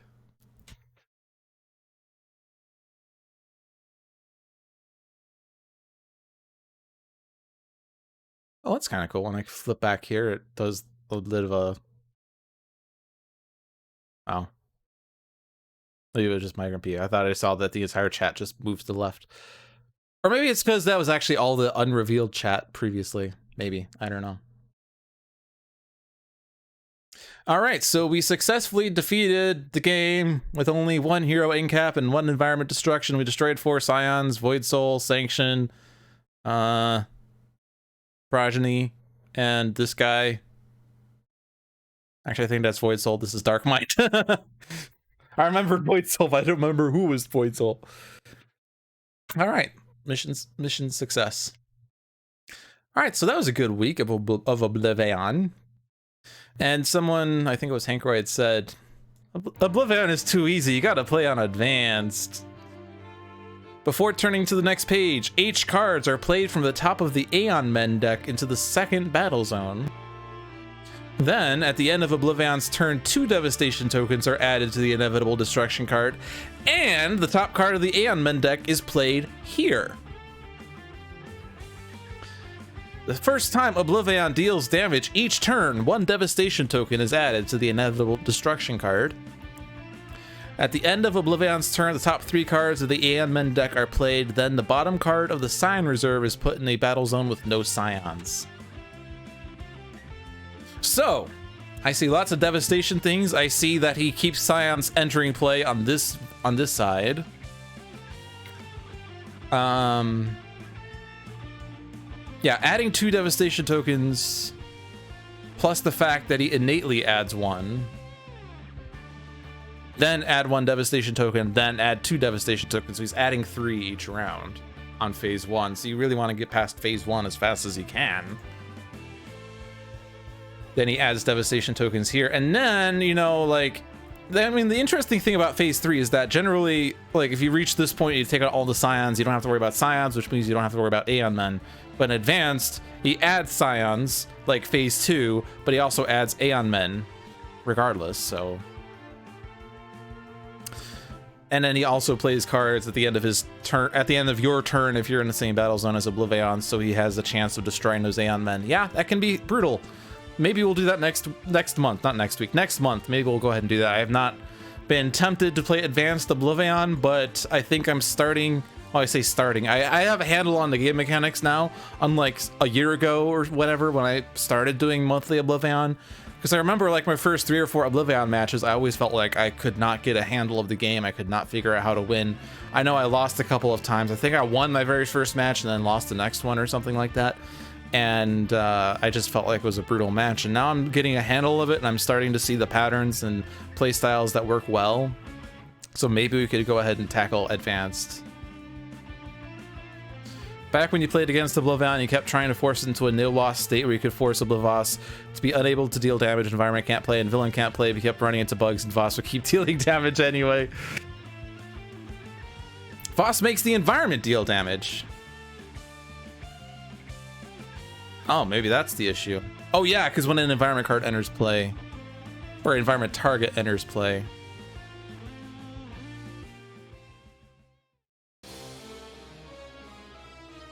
Oh yeah, also advanced. Oh no, there's advanced in all the scions. No. Whenever an environment target enters play, it deals each target H-1 melee damage, then add 1 devastation token to the inevitable destruction card, and this card regains 9 HP. But yeah, only if an environment target enters play, but if you stop the environment from entering play. Alright, so Aeon Master advanced. The first time an Aeon Man card enters this battle zone each turn, play the top card of the Aeon Man deck. Uh-oh. At the start of this villain turn, put a token on this card.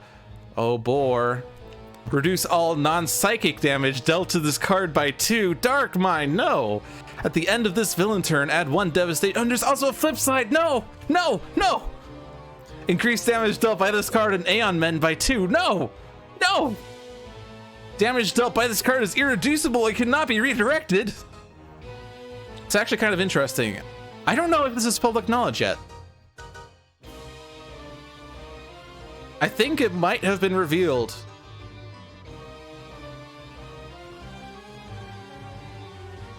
I don't know if I want to even tempt it. I might get in trouble.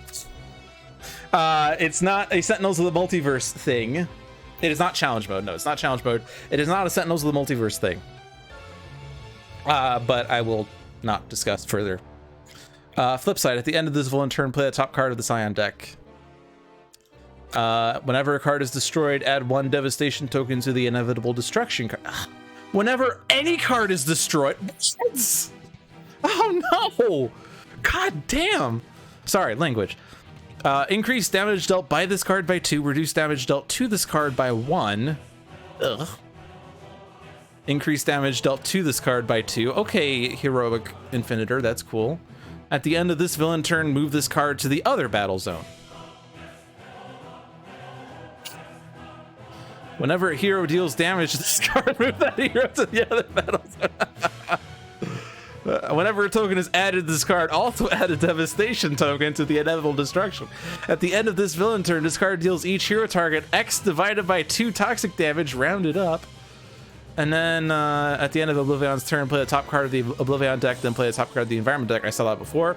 At the end of this villain turn, play the top card of the Scion deck. Sanction at the end of this villain turn, discard the top card of the Scion deck in each hero deck. And whenever this card deals damage, discard the top 5 cards of the Scion deck. When this card is flipped to this side, add H devastation tokens. What? Whenever an ongoing card is destroyed, this card regains 5 HP. Oh my god.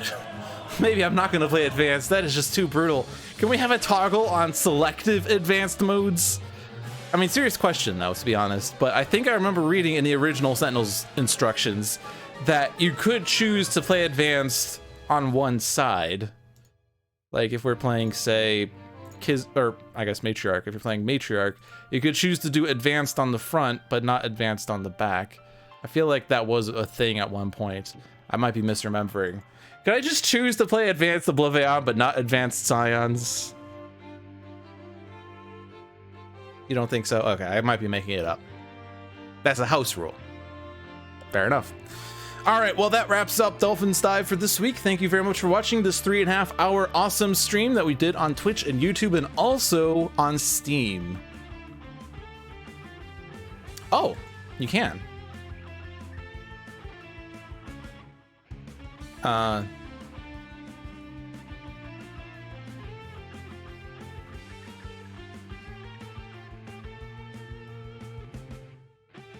Is that actually sticking? It is. But then if I do random Scion order, does that screw that up? No, it doesn't. Okay.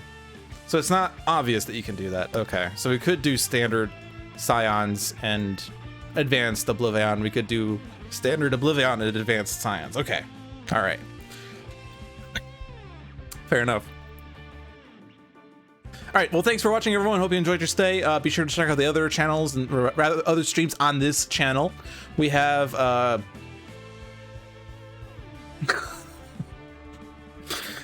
just trying to figure out where I want to start. Check out the other channels. We have We have On Deck every Monday at 7 p.m. with Pirate Savvy and Dover. We like to play Sentinels of the Multiverse in One Deck Dungeon, usually for achievement hunting. Be sure to goad them into playing Spirit Island because they need some pressure to do that. I think they also played Aeon's End at one point, maybe, but I'm not sure. Check out Handelabra Live every Tuesday with John and sometimes Jeremy, who will like to show you content before it is publicly available, because they are two of the lead developers of Handelabra. Be sure to check out Dolphin's Dive every Thursday at 7 p.m. with me, who likes to play a lot of Handelabra products. And next week we'll play One Deck Dungeon and Aeon's End, because it's been a long while since we played those games. And then the week after that we'll try to figure out how to do Sentinels and Spirit Island in the same stream. Check out Spirit Island Saturdays on Saturday at 7 p.m. with at least me and most likely John, maybe, who will play Spirit Island together through the month of May, and maybe longer, we'll see. And check out Tales from the Archive every Sunday with another lit down for some storytelling Sentinels. If you enjoyed watching Sentinels of the Multiverse, be sure to get the product. It is available digitally on Steam, iOS, and Android devices. And the base game is really good priced, and the expansions add up, but they are totally worth it because all of the decks that play with each other, also many options that you can have, and just, it's a fun game. I mean, and this product has been out for the digital game has been out for a long time at this point. It's really well polished, I'd say. It's really good. Also One Deck Dungeon, Bottom of the Ninth, and Aeon's End are also available on Steam, iOS, and Android devices. And Spirit Island is in early access on Steam. You can get more information on these games at handelabra.com. Thank you for watching, everyone. Have a good night and be safe.